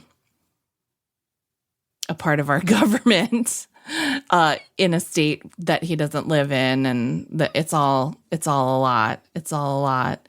He's like, not great. Here's what I always wondered. Where was he getting all those organs that he was holding up on his show all the time? He'd always be like, here's what a healthy colon looks like, and just straight up like hold up an organ. Who was supplying him with all those organs? Me. I did it. It was me. And he loves poop. He loves to talk about poop. Like, which, I mean, who doesn't though? Who Let's be doesn't? real. Who Let's be doesn't? real. Okay, you know what? I'm on Dr. Oz's side on this one. I think that he poop shames people a lot. You know what I mean? Like, you poop how you poop, you know? Well, right, Like, but some of us could be pooping better. That's all I'm saying. I don't think Dr. Oz is like the path to greater poops. So I feel like he's... for sure not. For sure not. It's Yeah. definitely fiber Yeah. and more water, guys. Yeah. That's so just what I'm going to say to you. I think he had like a lot of like poop misinformation. I don't know. I just remember him like talking about like if your poop floats, if it sinks, if it's S-shaped or whatever. S-shaped. And I'm like, no, and it's spiral or whatever. yeah. And I'm This just was like, on Oprah, but this was the Oprah days. Yeah. Here's another controversial thing I want to say, because you know we love her. We love her. We love her. What? oh, I know what you're going to say, and I agree. And I'm looking sympathetically because I know it's hard to say, but it's It the is truth. hard, but the only good person that Oprah has ever spun off is Nate Berkus. Yeah. The only person that's proven not to be, well, two. Rachel Gail. Ray. I like Rachel Ray. Wait, Rachel was an Opes? Yeah. Well, then let's think. She's 3 for 5, 6. That's not bad. It's actually not bad. Like, actually, when you come, I didn't realize that Rachel Ray was an Opes I spinoff. believe so. I believe so. EVOO. I love an EVOO moment. I feel like Rachel Ray came from Oprah, but I know Nate did. Obvi. Yes. Yeah, Oprah has visited some horrors on the American public in She the just form. honestly though, it's like, again, I'm gonna have to just say, minus Nate Berkus, it's always just like older white men Yeah, dude. that have like really boned it. As they do. Also, men of that generation just fucking suck. Sorry. Yeah. Like white men of that generation, blah. And by the way, that's who's running our fucking country. Just FYI. Right. Like, you think about how lame Dr. Phil and Dr. Oz are, and then think about like there's probably even as fucking. Oh, I wanted to make a lunatic. Like, I wanted to make lunatic into like an adverb, but that's you can't. But like, anyway. Even the fact that like those fucking lunatics are probably have some base of knowledge a little bit better than like 70% of the men, their contemporaries that are in the Senate and Congress. I'm not kidding. Right, because it's just like, well, it's like we were talking to like, Dr. Annie. It's regular folks, and it's people It's who not. It's like fucking idiots, and they're old and bad. I hate them. Right. By regular, Sorry. I mean like they don't have any special education to do this or whatever. It's like people that believe that their voices need to be heard over other people's voices. That's what I was going to say about like when it comes to personalities. Like a lot of times it's interesting. Well, it kind of goes along with the milkshake duck conversation, is that to break through the noise and to get noticed and to get attention, you sometimes have to be like brash and bombastic, or, you know, you have to at least do something that stands out. And that's why like an Oprah notices you or whatever. But so many times, like in the end, you The person Right. that you noticed because they were brash and bombastic turns out to be Donald Trump. Or Dr. Phil, or I mean, that's a real yikes. it's a real yikes. Wait, does Donald Trump have anything to have something to do with Oprah? No, but I just mean okay, like good. he Okay, good. became like a reality TV star because like Yes. he's a brash and bombastic billionaire, and like none of it was true. It was all just snake oil, and and like did he say what everyone was thinking, or does he just have no filter and he's actually mean and cruel, and you can tell yourself that it's kind of funny sometimes, like that's what that was. And he became Like one of my favorite Taylor Swift lyrics let's hear from it. All Too Well. So casually cruel in the name of being kind. There you go. There you go. Guys, listen. I don't need to tell you my horror story about taking Birdie to the dentist and having them tell me that at age 4, the kid had 10 cavities and needed to be put under to get rid of the cavities. And I was horrified, and I was like, but all I'm giving Birdie are vitamins. You know what I mean? Wah, wah. Yeah. So this is why Haya was created. It's a pediatrician approved superpower chewable vitamin. Most children's vitamins are filled with 5 grams of sugar, can contribute to a variety of health issues. Haya is made with 0 sugar, 0 gummy junk, so it doesn't stick in their teeth and cause cavities. And it tastes great and is perfect for picky eaters. Haya fills in the most common gaps in modern children's diets to provide the full body nourishment our kids need with a yummy taste that they love. And honestly, I love it too. Formulated with the help of nutritional experts, Haya is pressed with a blend of 12 organic fruits and veggies, and then supercharged with 15 essential vitamins and minerals, including vitamins D, B12, C, zinc, folate, and many others to help support immunity, energy, brain function, mood, concentration, teeth, bones, and more. All of the things that you want vitamins to support for your children. It's also non-GMO, vegan, dairy-free, allergy-free, gelatin-free, nut-free, and everything else free that you can imagine, except not taste-free. It tastes very good. I enjoy it. And my kids really enjoyed decorating that bottle with all the stickers that it came with. We like the Haya vitamins. And we've worked out a special deal with Haya for their best-selling children's vitamin. Receive 50% off your first order. To claim the deal, you must go to hayahealth.com/busy.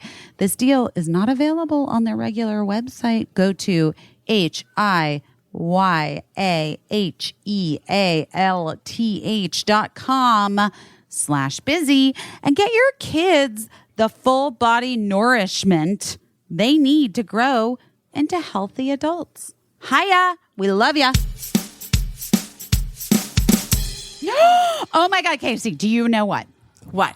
Okay, so the lady came to install the bar, and guess what I made her? Did you make her some wild grain bread? I made her wild grain fresh croissants just to like impress her, like that I was like, I'm just like casually making croissants this morning. Would you like one? And she fully fell for it and thought I was like an artisanal pastry chef. Lucky her. Well, I mean, you are, and you can be. That's the good news. Those croissants are so good. Wait, are you kidding? Everything's so good. I also eat those cookies. I make those cookies one at a time. They are delicious. And I the love bread, them. the loaves of bread. Okay. Well, the loaves of bread, don't even get me started. My wild grain loaf of bread came. It goes into the freezer, right? Yeah. But it's freezer to table in 25 minutes, right? Right. So the night that I wanted the bread, I had the bread and it was fresh, delicious, and hot.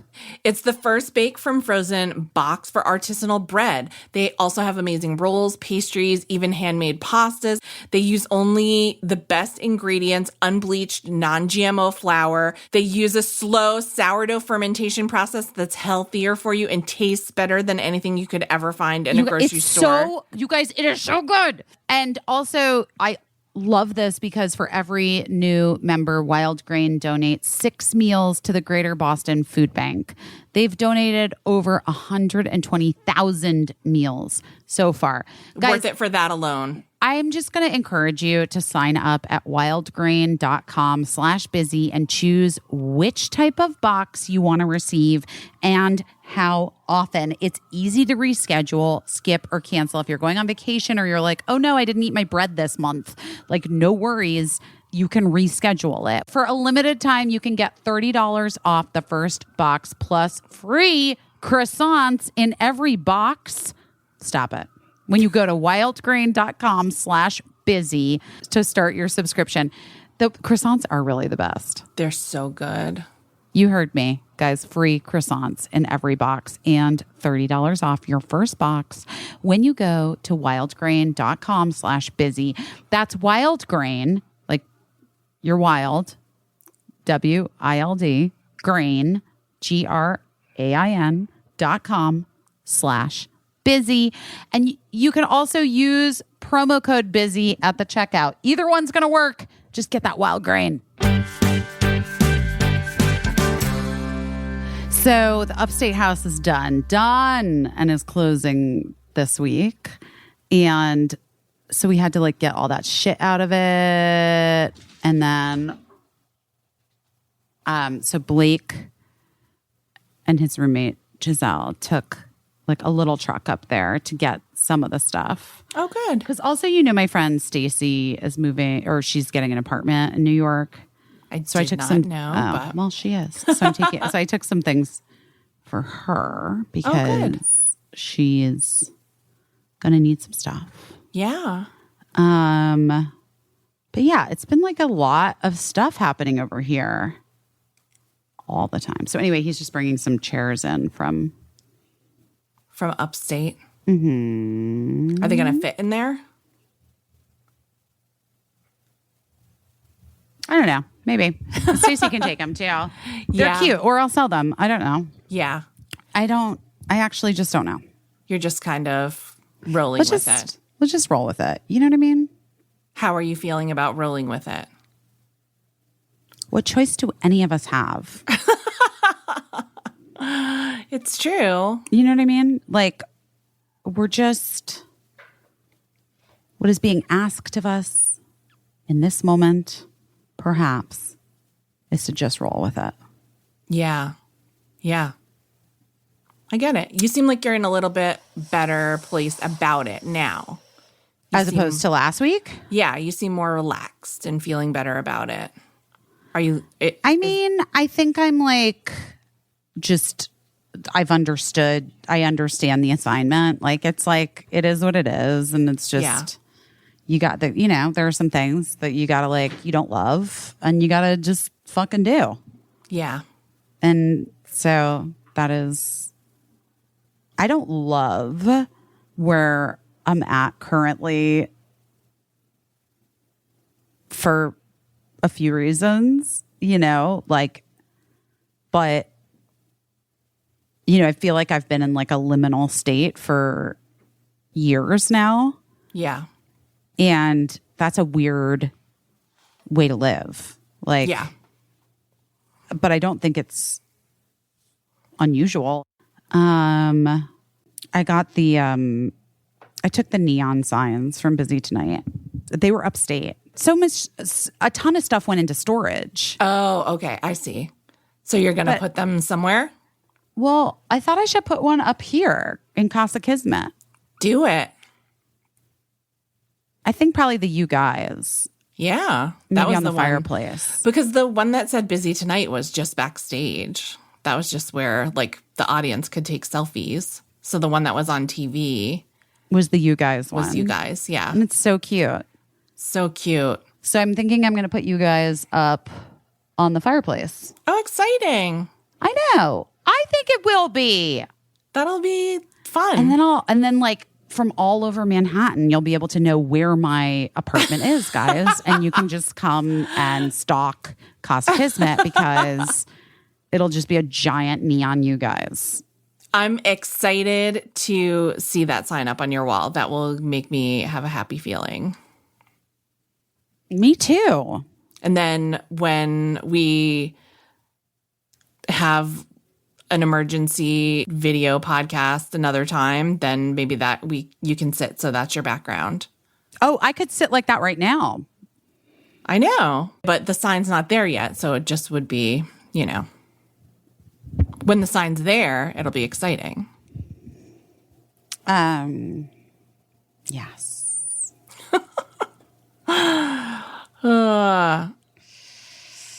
What else is going on? Did you get a car? You said you needed to get a car. No, I was wrong. Oh, okay. I have another month. Oh, okay. Another month. That's good. But I think I'm not going to get one. No? You're going to live carless? I don't know. I think I might. It's not the same thing as you living carless. Right. What's going on with Carvana? I think I've tried to be fair, but I think I'm ready to say that I would not recommend using Carvana at this point to anyone because, I still don't have my car. After last week, I talked to you, and the week before, I didn't have my car. We bought a used car from Carvana that didn't have an accident on the Carfax report. And supposedly Carvana does like a 150-point inspection of the vehicles that they sell. You'd think that, 150-point inspection is pretty thorough. So we accepted possession of this car that actually, according to a lot of people that work with cars, looked to them like it had been in an accident. And so we had that tire blowout on the highway, which started our odyssey because, the way Carvana works is like an insurance company that they work with, kind of like your health insurance company covers the car. So then you have to bring it to like a covered garage, like a garage that's on their program. That's one of their garages. And so we brought it to one garage who we had worked with in the past that was on the list. Silver Rock is the name of the insurance company. And they had it for a few days and they were like, we don't actually think we can do anything for this car. You have to bring it to an alignment specialist. And they confirmed, yes, it looks like it's been in an accident. And this is something that I talked to Carvana and Silver Rock about. And they were like, well, we can't do anything if the people that sold us the car didn't report the accident and just fixed it on their own.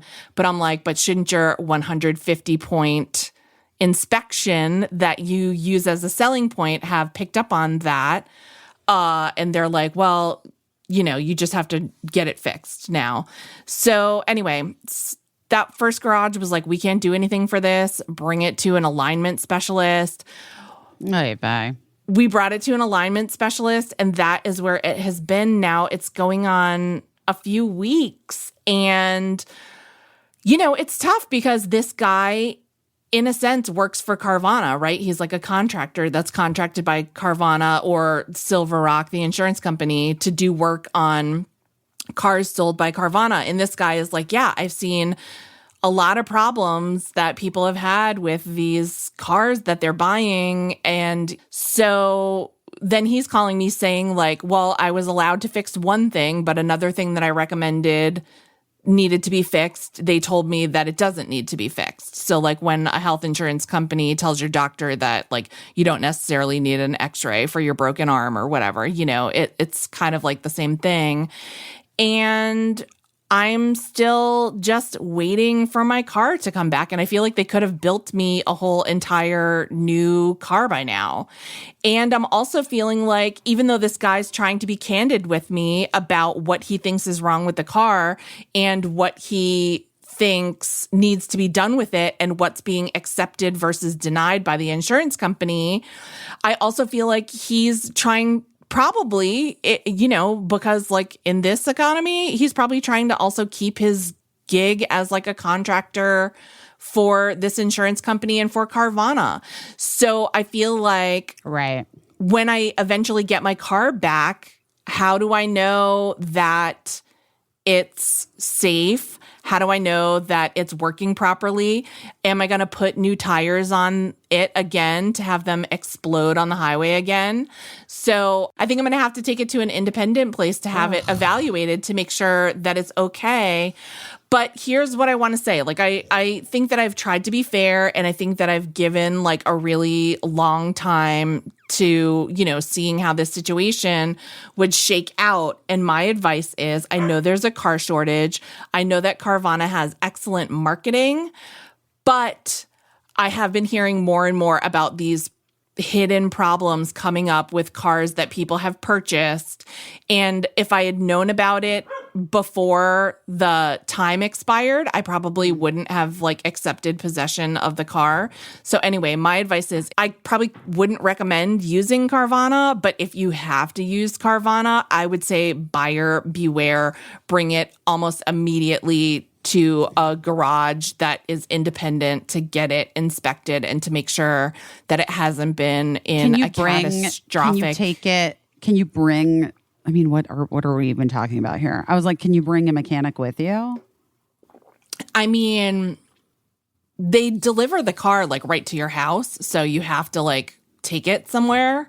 But you know, this car looked good to me, but what the fuck do I know, you know? And it looked like the tires were okay to me.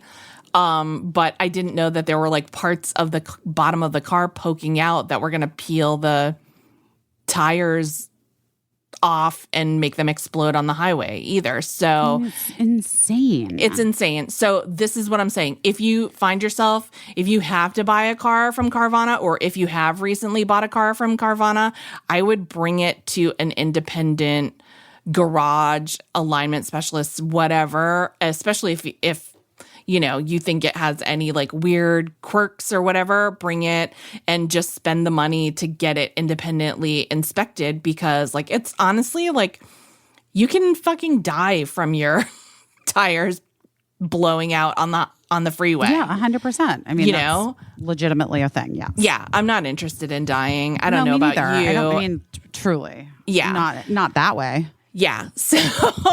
So I think that Carvana, I'm certainly not alone. Carvana has had a lot of issues. I know that they have made things right recently with a couple people that made a big deal out of issues, but I haven't heard jack shit from the company. And, you know, and I'm waiting to hear when whenever these repairs are done, but it's been a few weeks now, and that's annoying.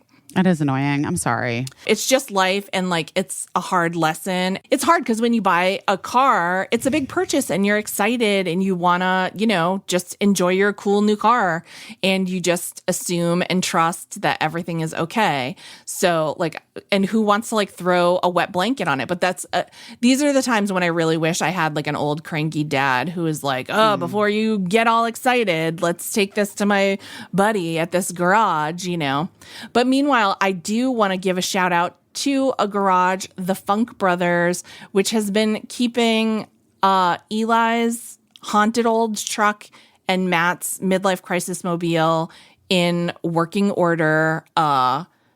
They've been around since the 1920s. I don't think they're on Carvana's list of authorized repair places, but maybe I'll bring my car to them, because the Funk Brothers not only have a great name, they do great work, and they brought both of those old ass cars back from the dead. So, and they're very really nice. Like the name. Yes, the Funk Brothers. I mean, that's their real name. I would like it even if they just called themselves that, but that's their real name. That's fantastic. And they seem like they're just lovely people. So maybe I'll bring my Carvana shit box to the Funk Brothers and see what they think about it. I would trust them. Oh, I love it. But you're not going to get a car. You're just going to be a subway queen. Oh, I don't fucking know. You have one more month to decide. I'm not going to ride the subway. I'm not riding the rails. You rode the subway the other day? One time. That's One time? One time. I did it one time. I did it one time. I'm good. I'm good. It wasn't for you? I am good. Well, today, the day that this podcast comes out, I don't know if you know this, it's the 25th anniversary of Princess Diana's death. Oh my gosh. Isn't that crazy? That is And also, crazy. weirdly, tying into what we started talking about initially, truly, it was like when I had moved to Los Angeles, and it was insanely rainy because it was El Nino. Right. I'll never forget talking to my mom about it that day.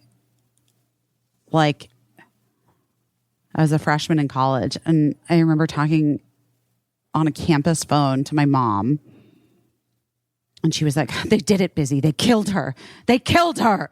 And like, was so my mom was like so irate, like so angry. I didn't understand it. I was like 19. No, I wasn't 19. What are you talking about? Jesus, Busy. You're 18. I was 18 years old 25 years ago. I was 18 years old. I did not have any fucking idea what my mom was talking about. Like, even in that, like, I just didn't understand, like, what she was inferring or even saying, you know? Right. But I remember, like, no, I'm going to cry. Like, I remember watching, I was little. I was like a baby. Yeah. I remember seeing videos of, like, her wedding and, like, I don't know. She was so beloved. She was like, you know, the pop culture princess. Iconic gets used too much, you know? Yeah. But she was pretty iconic. She was did, fucking iconic. She did what she thought was right and what she wanted to do. And she tried to stay herself in a situation that it seems impossible. I mean, I can't. I didn't see that movie. Did you? Spencer? I did, Spencer. Whatever. I did. Was it good? Yeah, it was almost like, I think it was like it was done almost like a horror movie, kind of. I think Spencer reminded me of The Shining, actually. Oh, that's weird. That she was kind of trapped in this situation that was haunting and haunted. It's weird it's been 25 years. Yeah. Huh. I'm trying to think of, for some reason, I thought that I was pregnant with Eli when that happened, but I guess 97. No, I wasn't. I guess I was just like getting ready to get married. I had Eli when I was in labor with Eli when they were searching for the downed JFK Jr. plane. Like, that's all I watched the whole time I was in labor with him. Yikes. I know. It was, you know, the early days of that, like, wall-to-wall news coverage where I guess I must have just been watching, I don't even know what, CNN or whatever, but such a weird time. But I guess those things didn't happen close to each other. They were a couple of years apart. I guess. Who knows? But now everyone thinks he's back and he's going to be Donald Trump's running mate. When he runs. Do you know that QAnon people think that JFK Jr. is alive and he's going to be Donald Trump's running mate for? Why would he choose that? Why would he do that? Why do they think that that's what he would do? Yes. Yeah, I'm not sure. So it doesn't seem to align with anything that at all he did in life. So weird. I don't know. I don't know. Guys. Well, it kind of, I mean, you know, it kind of goes along with what we were talking about earlier with Larry and Harry Styles and people feeling like they know and like they can read some signs but it's just like sometimes. We never even got into the Olivia Wilde thing. Oh, we never even got into the Olivia Wilde thing. And the Don't Worry, Darling. I want to see the movie, but I just don't like it's being so overshadowed by the behind the scenes everything. Messy. It's messy. By the way, the movie's not going to be good. You don't think it's going to be good? No, I don't think so. And here's why. And guys, I'm saying this not as like a judgment on anything other than if the lead of your film is like, yeah, I'm good, I'm not going to do any press for it, it's not a good movie. That's Hollywood break. Intel. It's not Bad Blood. I've seen plenty of people with bad blood promote the fuck out of good movies. Yeah. You know what I mean? Like if there's bad blood and a great movie and a chance for a fucking Academy Award, you better believe bitches are going to show up for some fucking step and repeats, you know? But Get on Kimmel. she's seen the movie. It comes out in like 3 weeks. It's not good. If it's not good, it's not good. I have a feeling it might be a little bit like House of Gaga, which is that like good for us, but not in the scheme of things, a film that we want to hang our awards hopes on. Right. You know what I mean? Yeah. Fun to watch. For us. But probably not what they thought they were making when they made it. I'm going to say definitely not what they thought they were making when they were making it.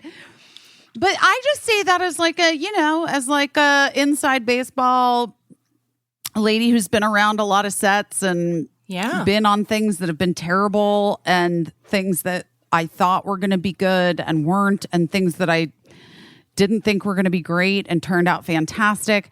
Sometimes you never really know. Yeah. But then when you know. You have to be. But sometimes people don't know because sometimes people lack self-awareness / the ability to be objective about one's own work. That is a thing that happens. Right. I am not one of those people. I can be very objective about things that I'm a part of and things that I'm in. And I know when things are bad, I'm like, yeesh, that's a real... Whew. All right. Well, tried our best. You know what I mean? Oh my gosh. But it's so messy and like I don't love any of it for anyone involved. But I will, can I just say? You can say anything. Of course I can. I think that Florence Pugh is like a fucking goddess. I think she's a queen.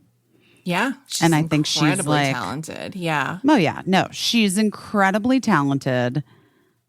And I think she's maintaining a great deal of respect and dignity.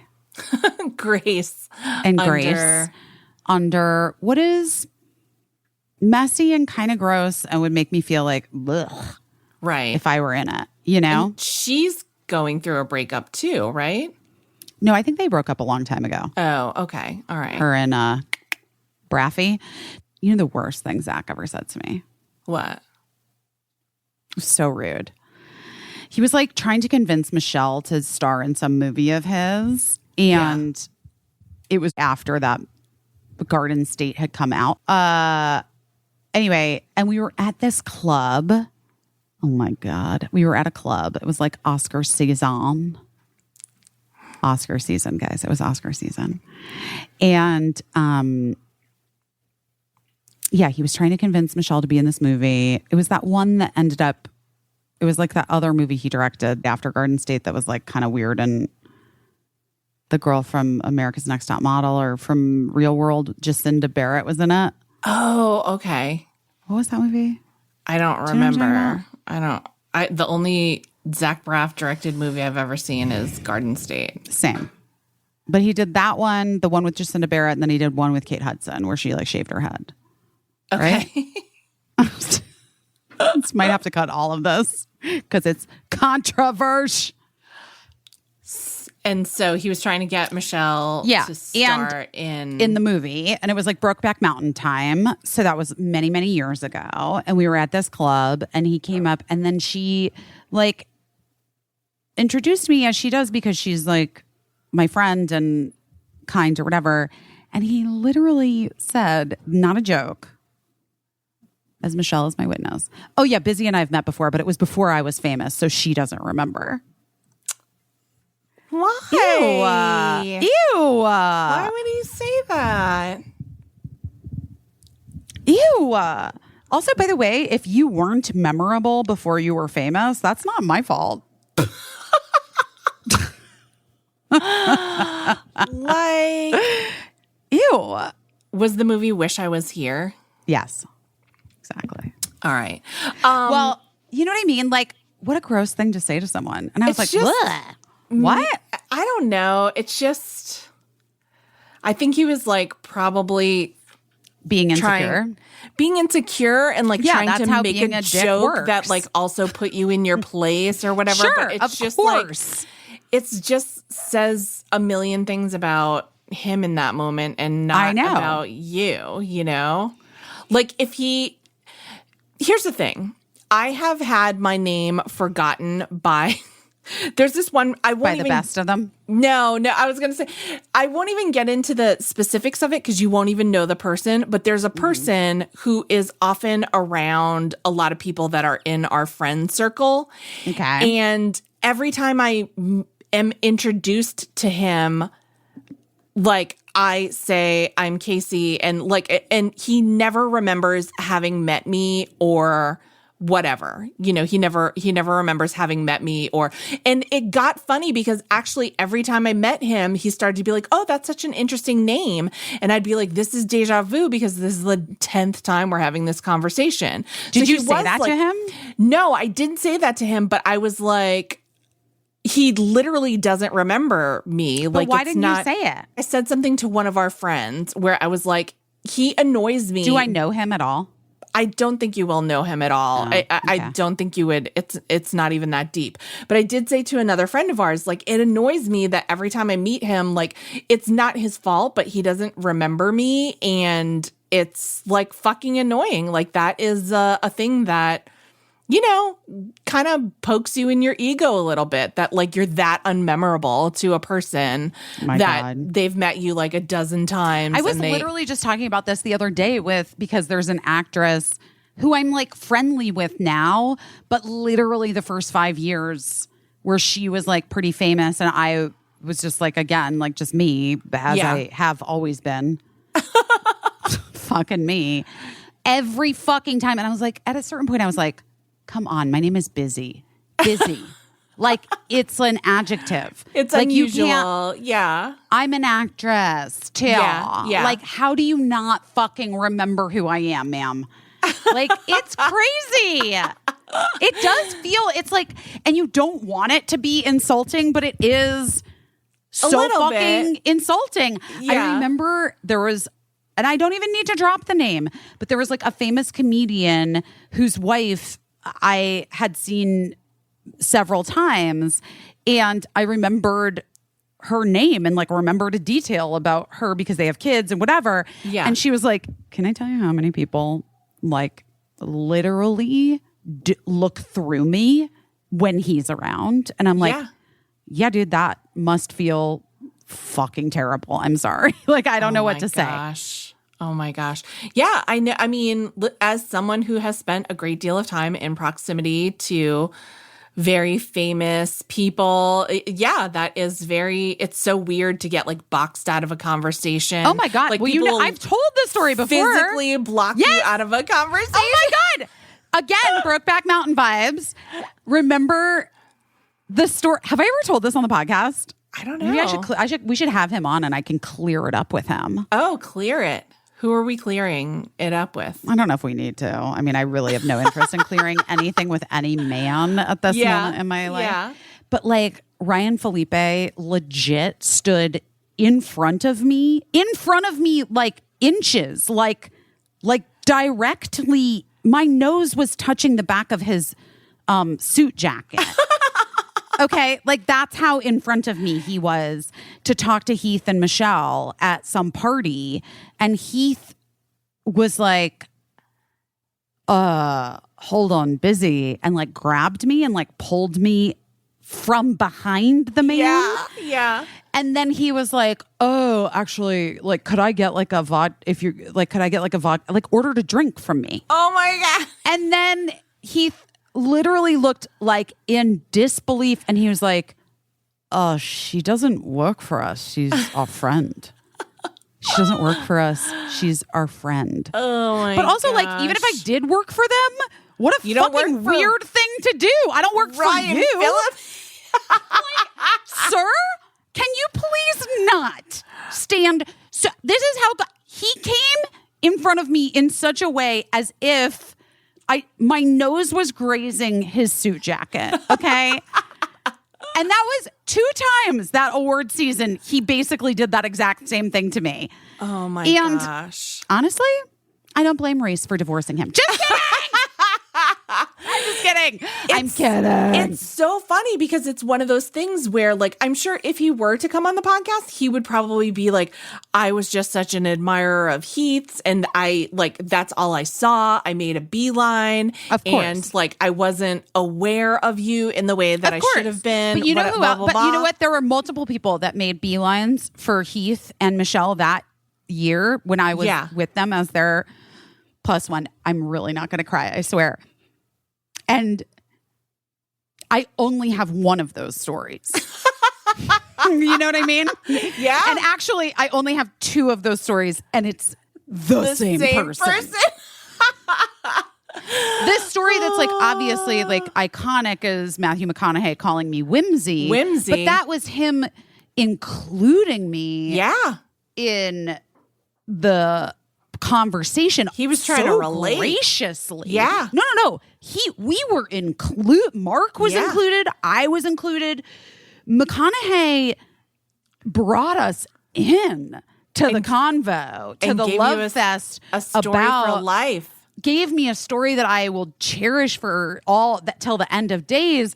And then at the end, as his hat tip, called me Whimsy, which is like, could not have been a better exit line. Yes. I wouldn't have wanted him to say busy. It was so lovely to me. I was grateful. I still to this day, I'm so grateful for the Whimsy. He was a true gentleman and a delightful person. Chef's kiss, Chef's kiss.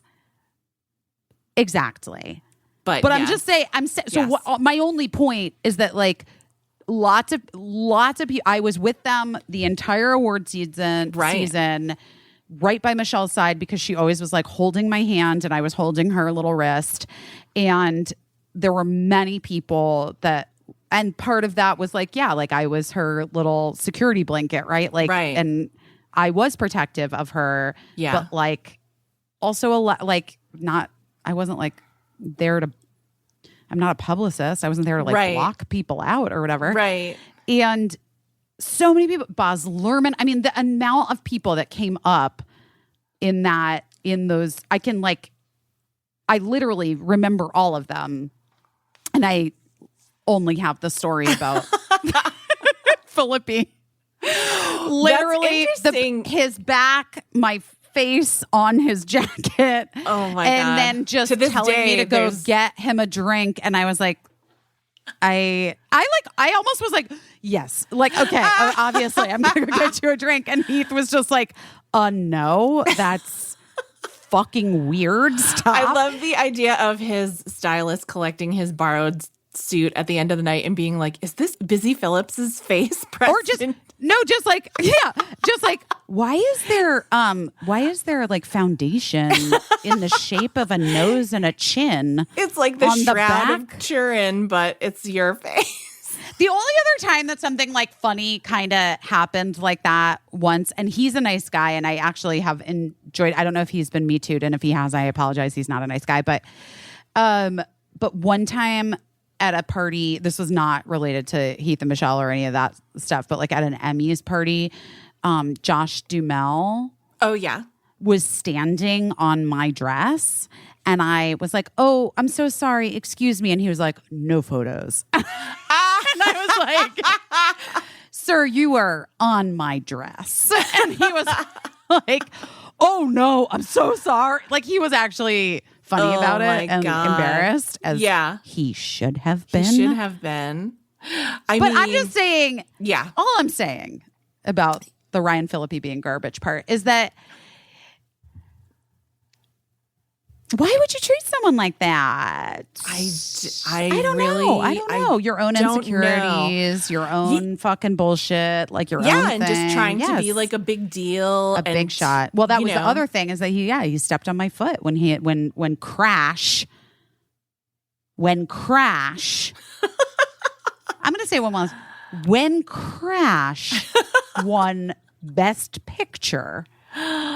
Oh, man. In his haste to get on stage, he strompled on my foot. And I was like, you know what, Phillippe? In 15 years, I'm going to have a podcast that has a rabid and adoring, albeit small, fan base. And I'm going to tell this story. And boy, no one is going to care. Everyone's going to know the truth. But people are going to know. Wow. Well, it's interesting. You have gotten in that way like a little taste of what it's like to be like a me a little bit at all these things. Oh, I've been a you. What are you talking about? No, but that's what I'm saying. Like for the most part, I think people would know you or whatever. But now, so many times someone has been an absolute shit to me, and then like, you know, Dave Letterman comes out of the bathroom and starts talking to me, and they're like, "Why didn't you tell? Why didn't you mention that you were?" People are gross. Yeah, I mean, one time. People are gross. Did I ever tell you about like talking to Bill Maher at a? I'm already horrified. You guys can't see my face, but anytime Bill Maher's name comes up, I'm like, this is not going to end well for any of us. We went to some event that was in a bar, and it was so strange that Dave even agreed to like go in the door because that was so not him to like even agree to anything like that. And of course I was like, well, you can do whatever, but I'm staying here all night. It's like a fun industry event. I'm going to get free drinks and whatever, and I'll just see you later tomorrow back at the office or whatever. But so anyway, I went right up to the bar, and Bill Maher was there, and he, you know, I was a young lady. So he started, making conversation with me, and I was just like, cool. Because like of all the people in that place that I wanted to be talking to, Bill Maher probably wasn't super high on the list. Even back then, like he was, you know, he people didn't feel the way about him then that they feel about him now. He just wasn't, you know, he wasn't my cup of tea, whatever. I'm sure I'm not his either. But anyway, for Excuse me? I gotta stop you right there. First of all, no, let's just not. You know what I mean? Like, I'm not. Bleh. No. But anywho, he was chatting with me, and then for some reason, like he caught some commotion out of the corner of his eye, and he looked up and he was like, "Ugh, Dave Letterman! Look at everyone fussing over him! Ugh, ugh!" And he just was like grumbling about it and being like a bitch about Dave. And then finally, he was like, "Okay, enough about all that. Anyway, what do you do?" And I was like, "Oh, I'm Dave Letterman's assistant." And he was like, "Haha, that's hilarious. What do you really do?" And I was like, "No, I'm Dave Letterman's assistant. Here's my card." And gave him my business card. And it was so funny to just see him be like, What did he do? I want to know. He just was like, "Of course you're not going to tell him that I said what I just said." And I was like, yeah, absolutely. That's my job. It would be like against what I'm supposed to do if I didn't tell him. The oath of the assistant. Come on. Yeah. Guys. I mean, it's my responsibility to tell him. And then he just was like, "Oh, have a good night." But it was so funny. He didn't treat me badly, but it was just funny to me that like suddenly in 1 second, I became much more important to him in the context of the situation.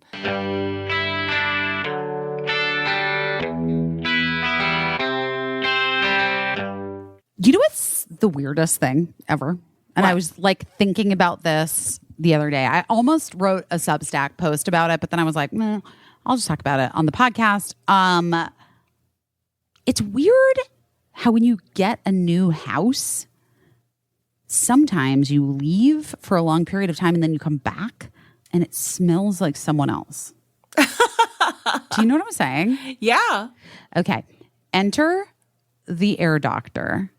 All right. Yes. Listen, I had noticed that our house, even though we had like done construction and like painted and blah, blah, blah, blah, blah, when I would come in after being away for a while, I was like, what is this smell? It's just like kind of like a weird smell. What is that? Yeah.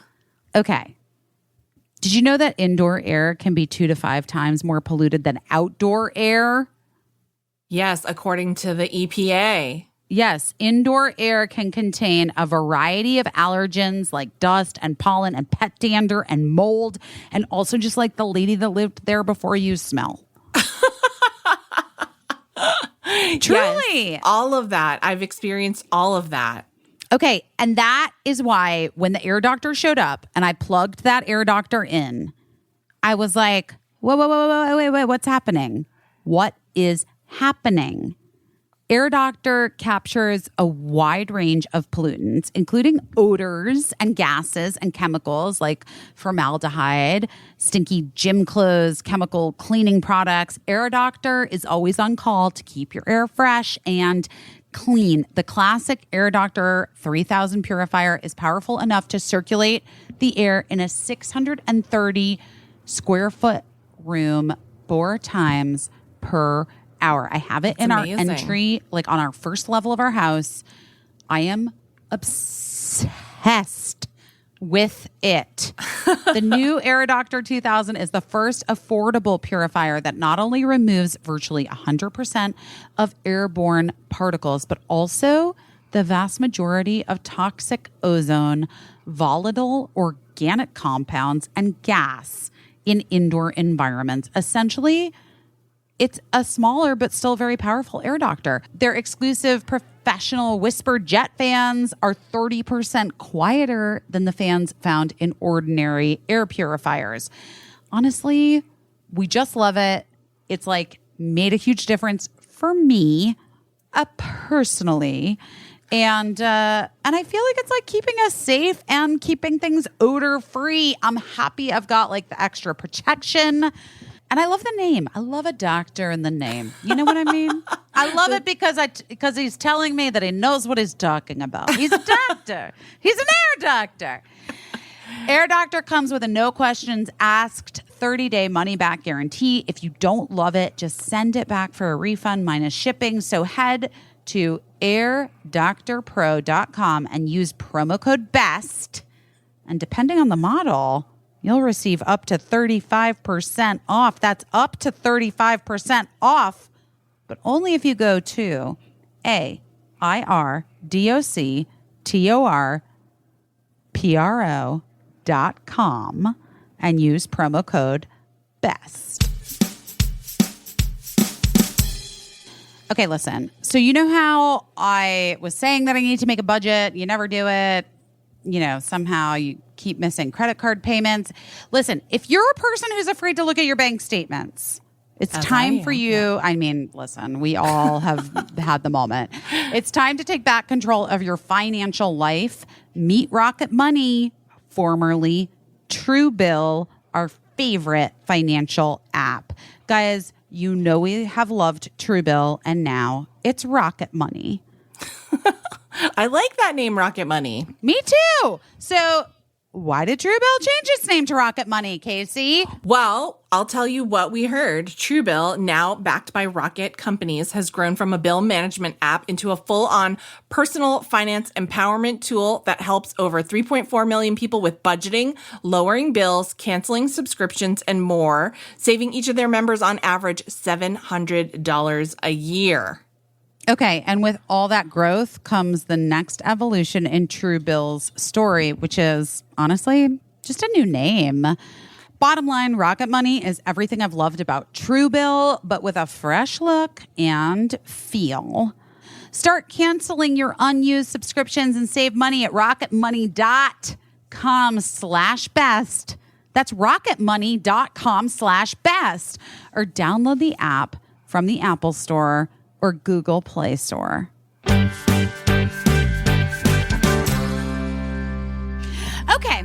Okay, so I always try to find like a theme to our chats. You know what I mean? Even if it's just in my head after. Yeah, a little thread.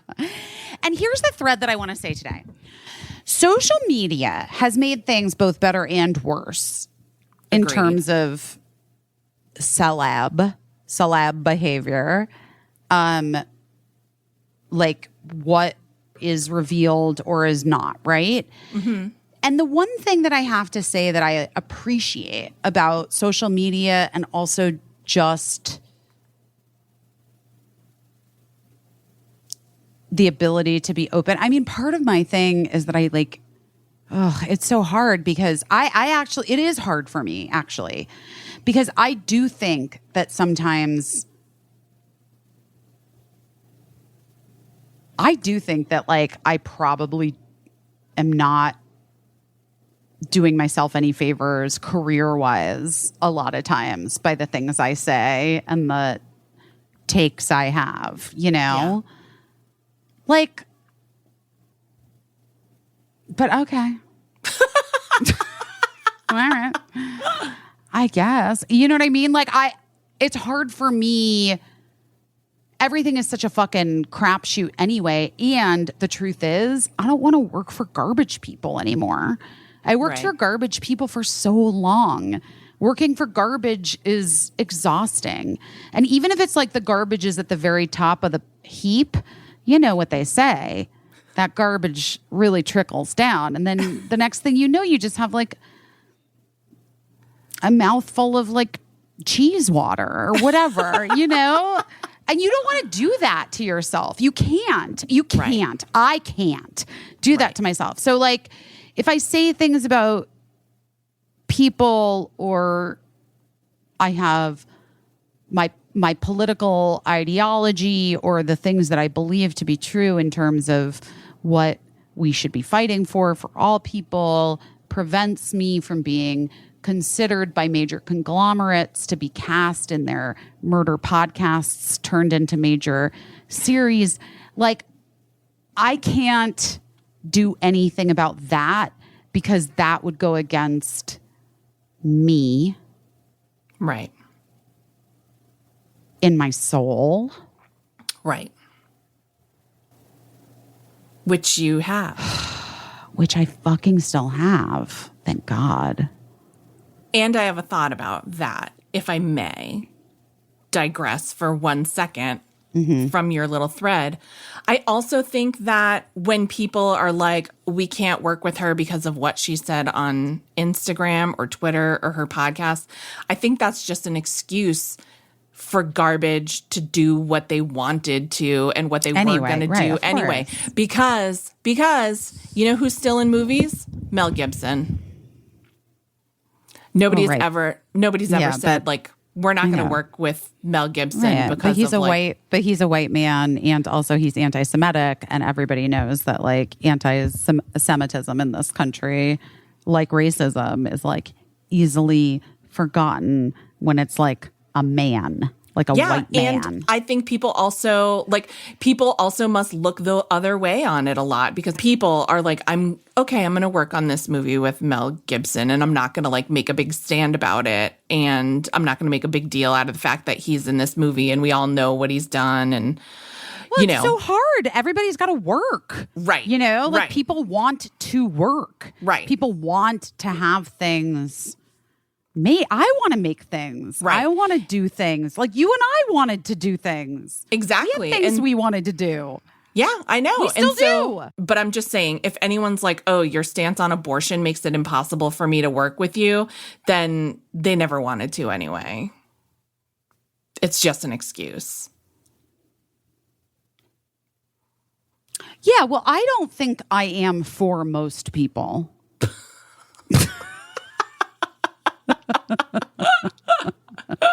I am just going to say that. I think that I'm not for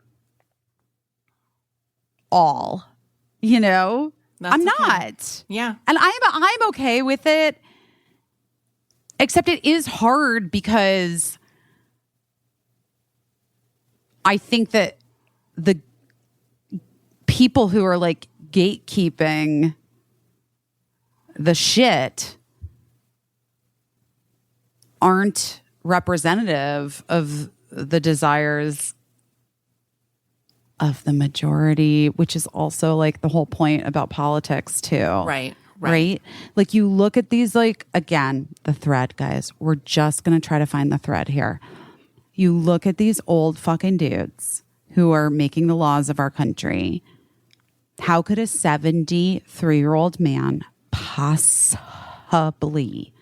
understand what forced birth means? How could he possibly? He doesn't even remember if he has children, blessed. He doesn't even remember his own wife giving birth because you know why? He was downstairs in a waiting room and she was knocked out. And then they like brought him up and like handed him a baby and that was that. Like he has no concept of what anything is that women, people with uteruses go through, and generationally is so out of touch that he's just like following some fucking random ass party line that's meant to like motivate a base, right? Right. Similarly, the bros and like 3 ladies who aren't great, who run all of entertainment in Hollywood, are just like, bottom line, Pete Davidson's got a big dick. Let's give him a lot of money. Like, right. I can't, it like the default to this shit is so mind blowing. But then they're like, but people don't show up. And then I'm like, oh my God, you're right. You're right. You know who they show up for? They show up for fucking Ted Lasso and the guy in Chicago cooking the fucking beef. Like, I can't. I'm sure it's great. I just like still haven't watched it. I'm sure it's fucking great. It's my friend's show. I love him. I love everybody involved. I'm sure it's fucking great. And I'm sure it's like not just about a white guy, but it's a white guy at the front and center on all the fucking posters and everything. And like, is that how you have to sell everything? How you have to sell everything? Should we have sold Busy Tonight as a white man on the front of a poster standing? And then I could be like peeking out behind him as like one of like 5 arms around him. And we could have had Shantira on the other side and then like Kelly and then you. And then, you know what I mean? Should it have been Eric Gurian on the fucking poster of Busy Tonight? Would that have made a difference? Should I have come out in a suit? Should I have worn a fucking 3-piece suit? Maybe. Should I have worn I don't look good in it. I have hips. It looks so bad on me. Even when I was the skinniest I've ever been, I can't pull a Diane Keaton. I've got these like fucking, I've got like a shelf. It's a hip. It's a real hip. It's not a hip I put in. It's just a fucking hip bone that children came out of. Caissie, I don't know what to do anymore. I can't. These are all amazing and excellent questions. And right now our industry is basically culling executives who are people of color, not saying it's related, but at the same time, sort of saying, oh, it's because we have to get back to like appealing to the Midwest, as if there are no people of color in the Midwest who consume entertainment. It's kind of insane. It doesn't make a lot of sense. And, you know, and it's tiring to have to keep fighting for it or wishing for it to happen or, you know. So the fact that you're not for everyone, like there's some peace, I guess, in that. And there's a lot of peace in knowing, but I am for some people and those people are loyal and they support what I do. But it is, you know, it is a fucking shame. And, you know, my feeling is that in order to make anything ever be any different, you have to just let people get used to things. You have to let Kamala Harris be the vice president for 4 years so people can wrap their puny minds around the idea that a woman can be the vice president and that the world isn't going to fly apart into a million pieces.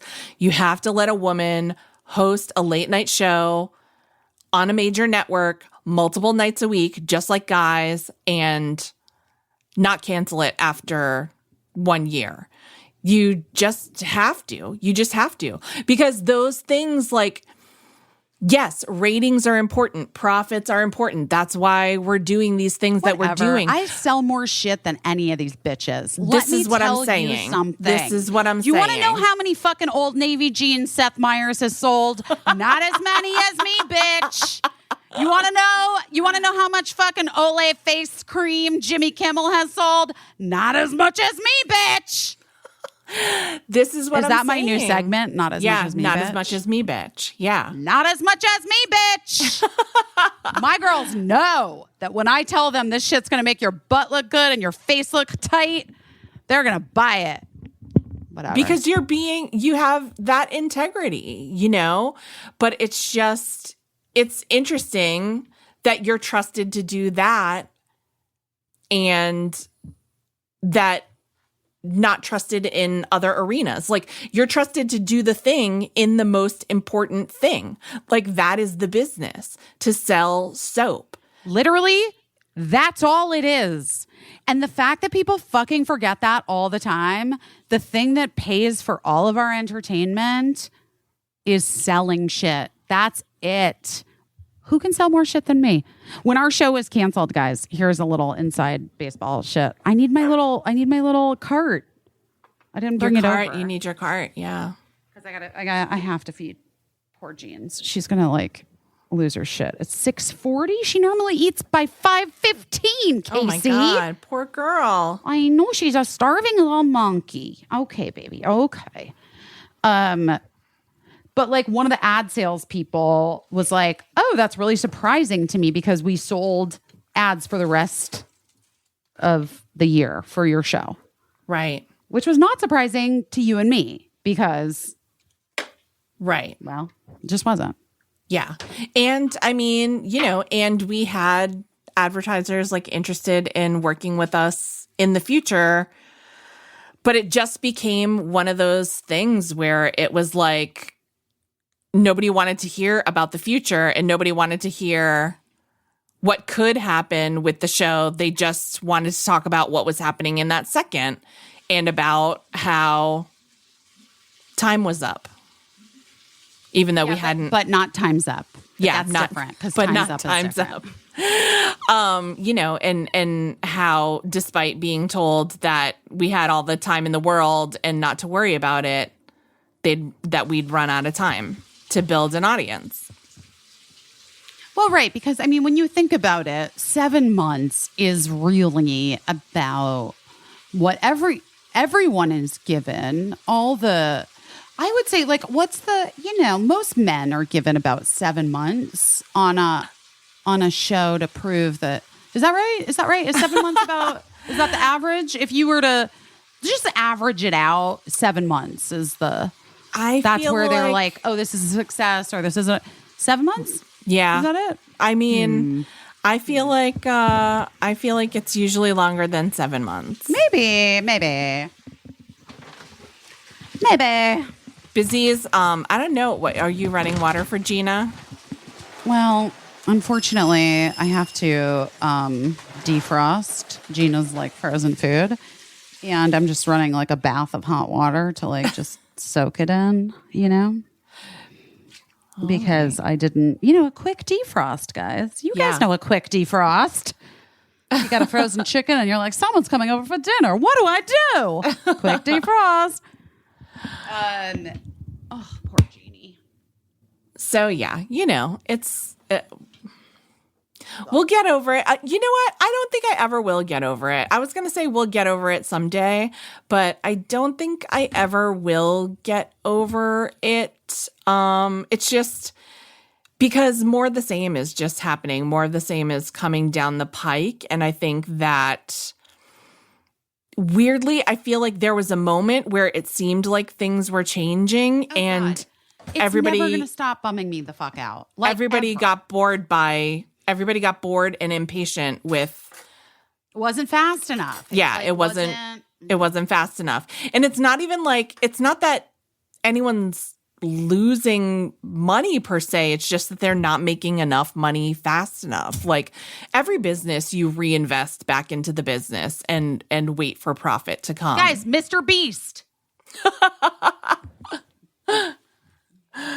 So This food is very frozen. I don't know what to do here. oh gosh, can you not just microwave it? I don't have a microwave. Oh my God. Ass. Eli went to house sit the other day for someone, and he was supposed to be there for like, I don't even know how many days. And Lincoln made him take the microwave from Lincoln's room because he was saying there was no microwave in the house. And so he carried out this big, huge microwave to his haunted truck. And then the person came home early after like 24 hours. And so he had to bring that big microwave home, and it was just ridiculous. Sorry, I'm cutting Gina's frozen food up. Sorry. The smell is disgusting. All right, Gina, hold on. This poor little... Ugh. I really should get a microwave, though. No, because remember, all I had was that, like, weird, like, toaster oven slash thing that then got the maggots. Yes. I do remember. And now you have nothing. Mm-mm. This is probably why nobody bought the podcast yet. I mean, you don't like the sounds of just, is this ASMR? Just me making Gina's dinner. Gina's like, it's disgusting. a type of ASMR when people are like, I have a very specific fetish. It's chopping frozen dog food. and then gagging. Dry heaving. Fucking gross. I was just thinking about how, should I have not said Ryan Phillippe's name?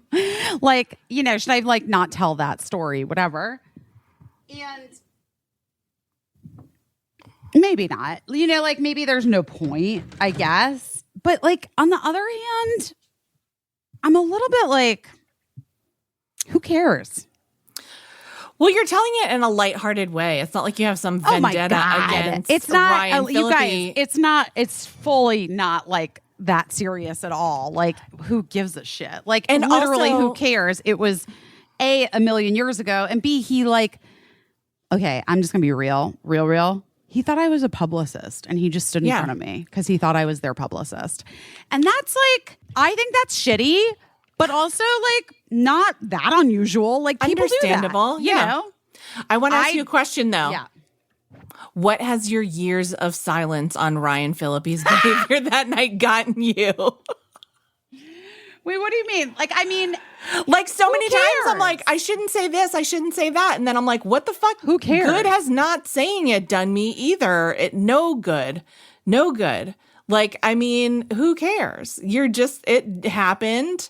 It's just as much your story as it is his story. If he has another side of it that he wants to tell, he's welcome to tell it. He can come on this. I don't remember that at all.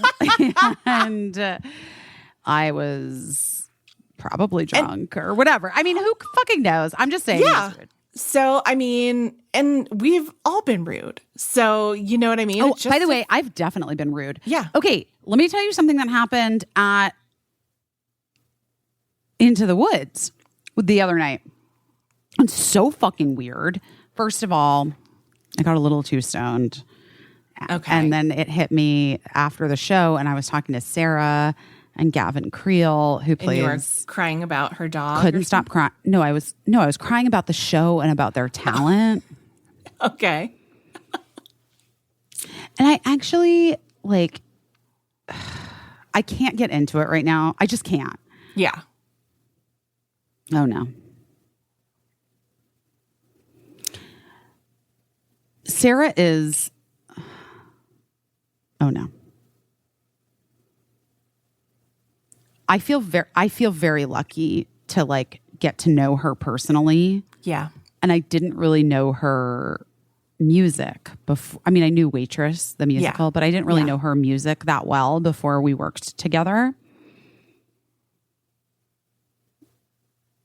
Sarah's not just like a pop star who's like forging different paths. Like Sarah is an actual hand to God fucking genius. Yeah. And when you're in the presence of someone who's like otherworldly talented and genius like that, it's, for me, it's super overwhelming. See, I'm sorry. It's just staggering. Like I know so many talented people, and I know people that do great things, and I know people that are able to write, and people who are able to perform, and people who are able to write and perform or do whatever. But Sarah is got such an insane, like, huge talent that goes beyond talent. It really goes beyond talent. Like there's only a few times in my existence that I've been in that space with someone where I have been able to see that so clearly. You know what I mean? Yeah. It's staggering. And it makes me really emotional. Yeah. So that was after the show. I was like really emotional. Also, Gavin Creel is like so fucking good. You know who he is? Yeah. I didn't even tell him that I listened to Let the Sunshine In from like his recording of it from Hair like all the time. Yeah. I do love it. Anyway, he's really great in Into the Woods as well. And Sarah's leaving next week, and it's just a bummer for the world because it's like one of the greatest. It's actually, and I love Joanna Gleason so much, who originated the role on Broadway. Yeah. In the 80s. Like Sarah's portrayal is like, as far as I'm concerned, I never thought I could love anyone more than Joanna Gleason. Yeah. Like Sarah's portrayal is, I prefer it. It's another like level. It's Yeah. another level. It's so fucking genius. It's so good. But earlier that night, I went to Into the Woods. When I went to Into the Woods with my realtor, Steph, who I love, Steph Birkin, shout out. Steph Birkin. She's the greatest realtor. Maybe you've seen her on GMA talking about housing markets. She's the best. She never drops a name, but I fucking love her. She's like a $1 million listing, but without the reality show. She's just the best. Anyway, so Steph and I were there, and like, you know, I am definitely me, and I exist as such in the world, and I am very unmistakably me. Like in the same way that neon sign is going to illuminate Casa Kismet, and everyone within a 17-mile radius is going to know that this is where I am. I'm a little bit like that in public. Like people just really know it's me. You know what I mean? So obviously I'm going to see Sarah in a play and I'm on a TV show. Anyway, people knew it was me. Yeah. Mask, no mask. People were saying, this girl comes up. It's the fucking weirdest thing I've ever experienced. And she's like, hi, can I take a selfie? Come on. And I was like, and I literally was like, I'm so sorry. Wait, what? Wait, what just happened? You did not let me respond.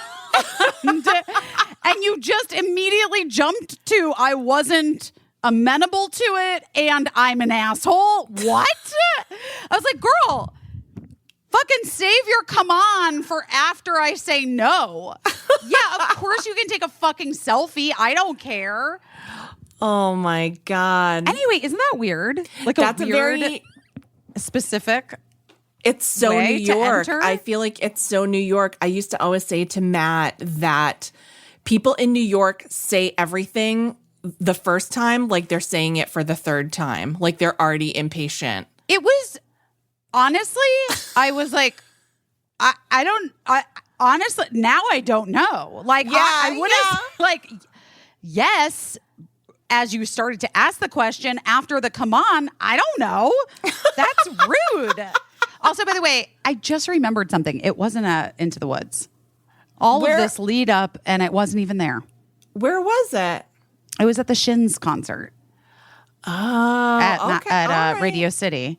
All right, but still a theater and yeah. You get your whatever. I got confused. Yeah, but either way, I also met a girl in the bathroom at Radio City at the Shins show who I had done a cameo for, and weirdly, Caissie remembered every detail. It was fucking I love that. Weird. I love that. I was like, oh yeah. Did you graduated? How'd it go? Like, how's everything going? She's like, oh my God. That is and hilarious. That weird thing where, I keep talking to people until they're like, okay, well, yeah, no, I mean, it was great. Bye. Have a good night. I hope you enjoy the show. Shh. Bye. Sometimes I do that, guys. If you see me in public and I just start talking to you and I don't stop, just know that it's not a move. I'm just that's who I am. It's impossible. I'll just talk to you until you're like, I gotta go. I can't. A cameo that you bought from Busy, you can hit pause on it. But in real life, you get it. You get it all. Can't pause this shit. You can't pause this shit. You can't pause this shit. When Eli was little, he used to always, when he wanted us to be quiet, he would say, "Can you pause your talking?" Ooh, that's a great one. Can we use that? Honey, I'm going to need you to pause the talking. Honey. Can you pause your talking? Which to us is just like that kid grew up in a DVR world where you can pause everyone's talking, anyone's talking, but you can't always do that. Yeah, we didn't have that. We didn't have that. Can't always do that in real life. No. What are you doing your best at this week? That's such a great question. I mean, power tools. Yeah, I mean, I think that's... Yeah. I fucking hung Birdie's cafe curtains myself that I ordered on Etsy. That's a pretty big deal. Power tooled it. You know what else I did? I didn't even tell you this. What? So Birdie's never had a dresser in their bedroom. Yeah. What Birdie has had is a very unusable, impractical working fireplace. Okay. And last week when Jess was with me, helping with the organization and everything, she's like, is there a possibility we could just get a dresser in here? And I was like, why couldn't we block this fucking fireplace?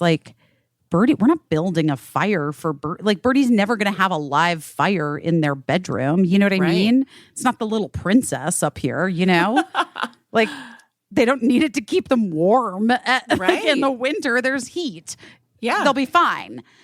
Anyway, it's romantic, but we don't need it. So I measured inside, basically the hearth, what would fit in the hearth. Okay. Hearth. Okay. What would fit in the hearth in Birdie's room? Because there's bookshelves on either side and there's, it's a small-ish bedroom. Yeah. Anyway. Blake went out to the outlet malls. There's outlet malls here. Yeah, sure. In New Jersey? Well, there's some in Brooklyn too. Oh, okay. So he took those measurements, my measurements, and he went out to those outlet malls and he sent me pics. And the last one was Price is Right, under $400 and fit, and looked cute and was cute-ish. Yeah. And so I was like, great, get it. So he got it. He and his roommate moved it up all those flights of stairs for me. It was insane. But then it turned out that with the legs on it, the legs kind of slid off the hearth a little bit. You know what I mean? Yeah. Making it wobbly and unstable. And here's what I did, Caissie. What'd you do? I walked myself. Well, wait, took those legs off. And then the next day, I said goodbye to Blake and his roommate. And I was like, guys, have a great afternoon. Thank you so much for this. I walked myself the next morning over to the hardware store.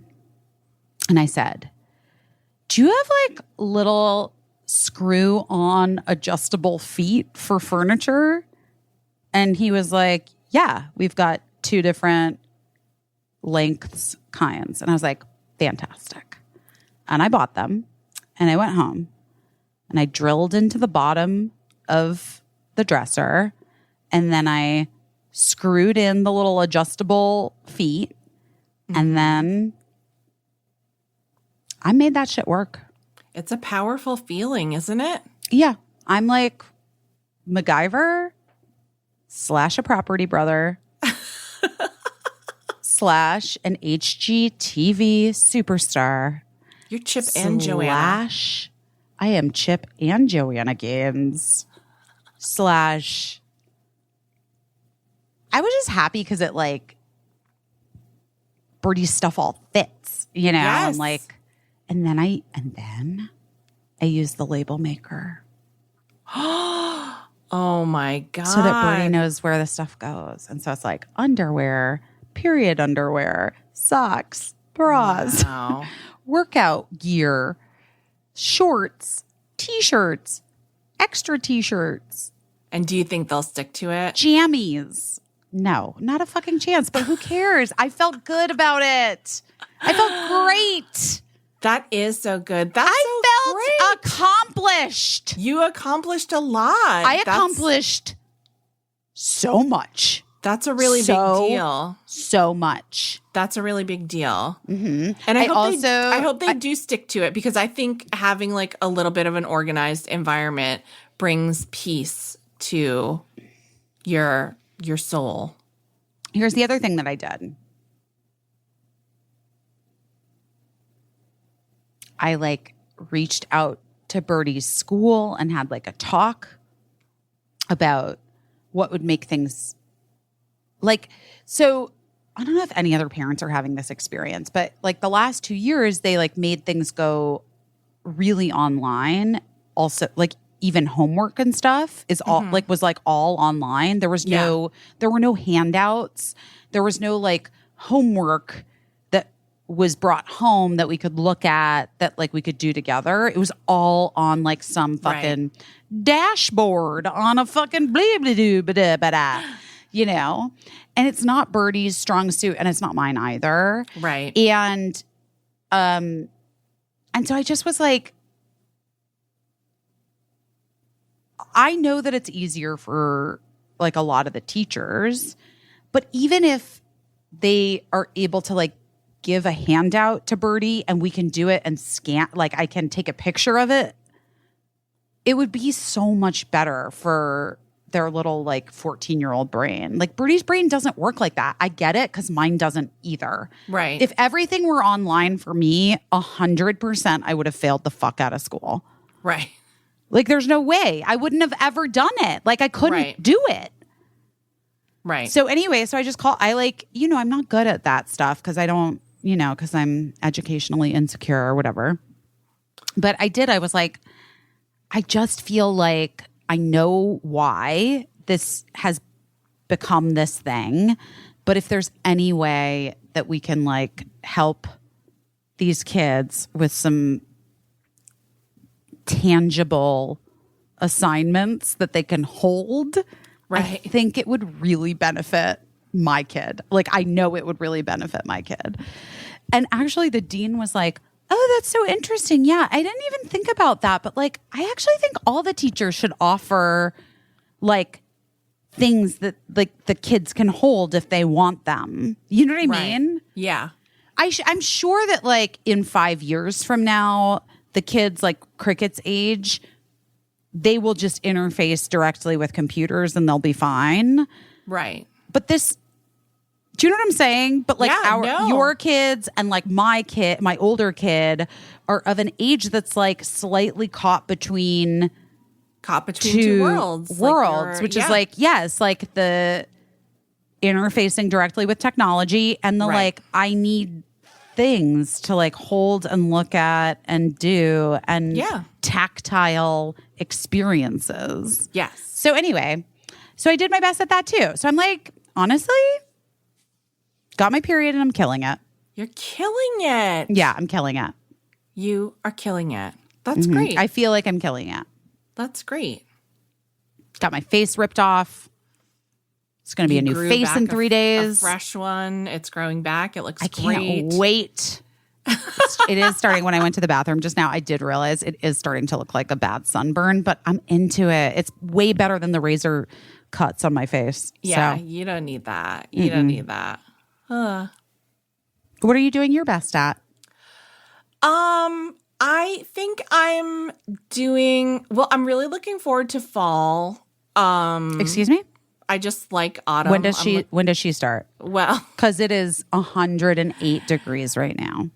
yes, and it's gonna be 100 bazillion million. But today is the first day of pumpkin spice lattes at Starbucks.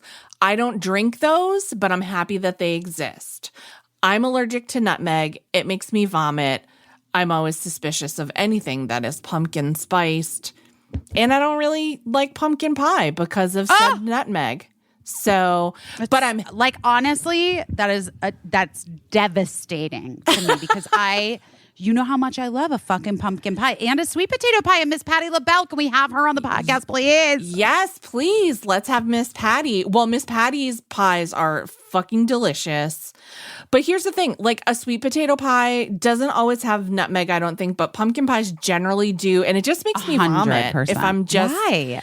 I don't know. I'm really sensitive to it. It's I guess. ironic You're because allergic. yeah, probably. It's ironic. I lived in Connecticut for years, and that is the nutmeg state. No, so is it really? I'd be reminded every day when I'd turn on the local news and they'd say, "Good morning, nutmeggers," and I'd be like, "Oh, this nutmegger cannot have nutmeg at all." But I'm happy that those things exist, so I'm really looking forward to fall and, just like frivolous shit that I haven't really dared to think about in the past few years. Like, I have all my clothes back in my closet and I poshmarked a bunch of stuff and people bought it. Thank you so much. I still have more stuff I need to put up. So I thank you in advance for buying that. LOL. But I'm just like thinking of putting outfits together and like digging out like forgotten earrings that had been hidden away and like just trying to do my best, like having fun with how I look and how I'm presenting myself, because I guess maybe I'm like hopeful that I will be like getting out more. I'm hoping. I don't know. I feel like I have plans to go to that festival in Duluth, that television and content festival in Duluth. So I'm already like planning, like I'm going to wear clothes there and try not to get COVID, and that is not a thing that I do all the time. So I'm already thinking about that. And it's not a big deal. It's not the biggest deal, but just for me, it feels like a little bit like being my old self in a way that I haven't felt like in a long time. To just be that. like, to just be like, yeah, like those shoes, those pants, that sweater, like It's a little bit postpartum. yeah, a little bit. Do you know what I mean? Yes. After I had Eli, I went to this really fancy salon and got my hair cut and colored, and they did my makeup, and I felt so amazing. And I just felt like an entirely new person. And then when I took a shower, Don't ruin it. My hair 100% melted off. It was like I brought a bag full of my hair back to the salon and was like, "What? Why is this happening?" And they tried to say it was because I was postpartum. They were like, "That's your hair falls out after you have a baby, like all your extra hair that you grew." And I was like, "I mean, this is breaking off. It's not." And then they just gave me a special bottle of conditioner, and they were like, "Go with God. Do your." I have the worst salon luck, Busy. You know about the other time in the spa when I was allergic to like whatever they slathered me in and left me alone in the dark, and they made me leave through the back door. Caissie, to be fair, they didn't want to scare people. They didn't want to scare people. And I was like, I don't blame them. That was the weirdest day of my life because I just like, I saw a lady eat potpourri, an elderly lady ate a piece of dried fruit from a bowl of potpourri while I was waiting to go in. And that should have been like an omen of how the rest of the day was going to go. But anyway, yeah, outfits. It's like postpartum. You're right. And I feel like we're all, you know, if you like fall, I just posted something on the Substack about like how fall is always like a turning of the page for me and like a renewal, and how I have like a new year, new me kind of thing, even though I'm not in elementary school anymore. And it's kind of a big deal. So that's just what I've been doing my best at, to have a new year, new me, September's almost here moment. I love that. But also, like, I love it. It's good, you know. You got me thinking. Your friend was there, like putting together some outfits for you, and yeah, I've been thinking about that shit too. I've been thinking about clothes in a different way. I'm like, I'm gonna shop in my own closet. I'm gonna I Poshmarked. My closet is up too now on Poshmark. Listen, I can't sign into my Poshmark account because I'm locked out of it. Presumably Rape Dia has the password. I don't know. But yes, I know from other people that it's doing well. I think almost everything has sold.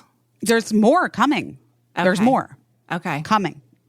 But anyway, my point being, I'm putting together looks. I'm thinking about it.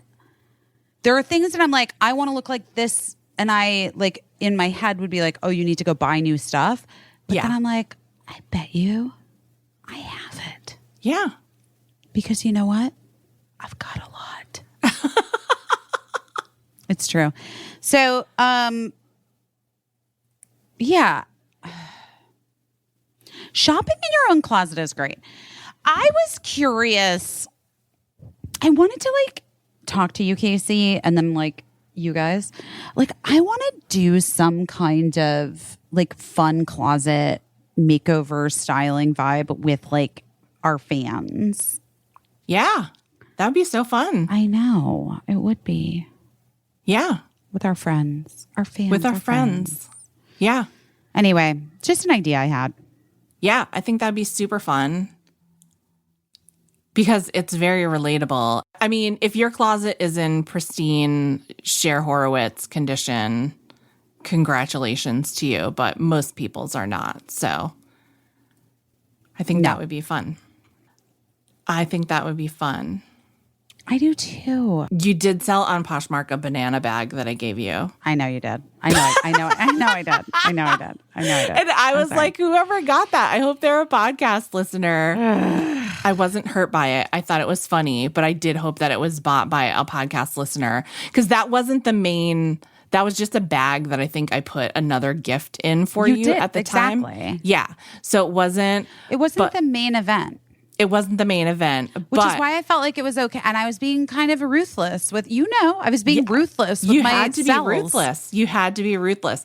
But it did remind me of, did I ever tell you the story about my husband, Matt, has an award-winning collection of short stories called The Book of Right and Wrong. Yes. And when he was a college professor, one of his students said, I purchased your book. Would it be okay? Would it be cool if I asked you to sign it for me?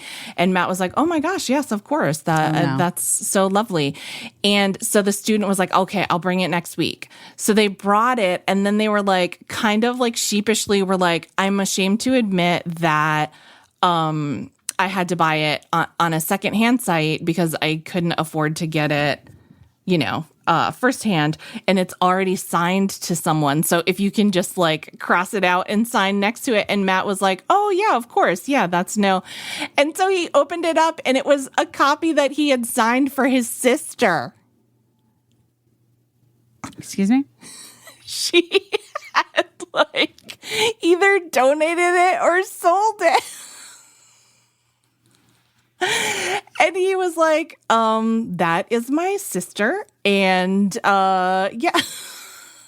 So he just has to live with that every day. And it's not like, I mean, I don't know. I just feel like she's a minimalist and she probably was like, I've already read this book. I'm gonna, but I'm just saying, if your sibling signs a book to you, maybe just like throw it in the trash. If you don't want to keep it anymore, don't like put it back out on the market. Also, guess what? You can just tear the fucking page out. That makes me laugh so hard. I hope that Matt doesn't mind that I told that story. And I don't think his sister listens to this podcast, but yeah, it always makes me laugh because it's crazy. I mean, my sister was just straight up like, I hate your book. I'm never reading it. You know what I mean? But the banana bag in the Poshmark closet did remind me of that. But I didn't create that banana bag and it wasn't a precious item. I mean, truly. But I was like, oh, I recognize that banana bag. Wait, are you going to get, I just saw these online. Are you going to get Dunkin' Donuts, like, shoes? I don't know about the Dunkin' Donuts shoes, but my favorite makeup artist, Michaela, she featured a Dunkin' Donuts like makeup line. The palette that I really, really wanted. But I would probably get Dunkin' Donuts shoes if they were not ugly. Shoes are pretty cute. Are they cute? I've seen sweatsuits that I thought were pretty cute too. Yeah, they're really great. Did you see in the Mrs. America pageant, Mrs. Massachusetts just wore like Dunkin' swag? Like she just looked like a Dunkin' Donuts employee / fan / performance artist. I love that for her. I don't know how she fared in the competition, but I did. It was a cute outfit. I would have worn it. That's amazing. No, I just like, I'm just seeing these Dunkin' Donuts shoes and they're just real cute. Orange and pink and white and a little donut on the back. Those are all my favorites. Remember when I got to like work for Dunkin' Donuts for a second, kind of? Oh my God. You do were you so remember? lucky. Yes, I do remember. I do remember. Dunkin' Donuts. We love you. Back. Call us, guys. We're here. We're here. All right. I'm sure you have stuff you need to do. I do, actually. It's late. My children are texting me nonstop. Gina's eating her frozen food and she's ready to go. RTG. Yeah. But and guys, so am I. We love you. We do. Thank you for hanging in. Yeah. Thank you for listening and hanging out. And supporting us. Always. When, sometimes when the rest of the world doesn't say yes, you guys always do. And thank God. We love you for that. Check us out over on the Substack. There's, treats going on there all the time. And who knows, maybe we'll have some fun news coming up in the future. Well, one can certainly hope. Guys, we love you. Bye.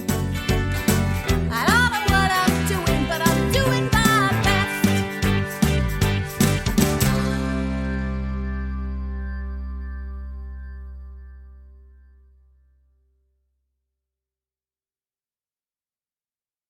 Oh, no.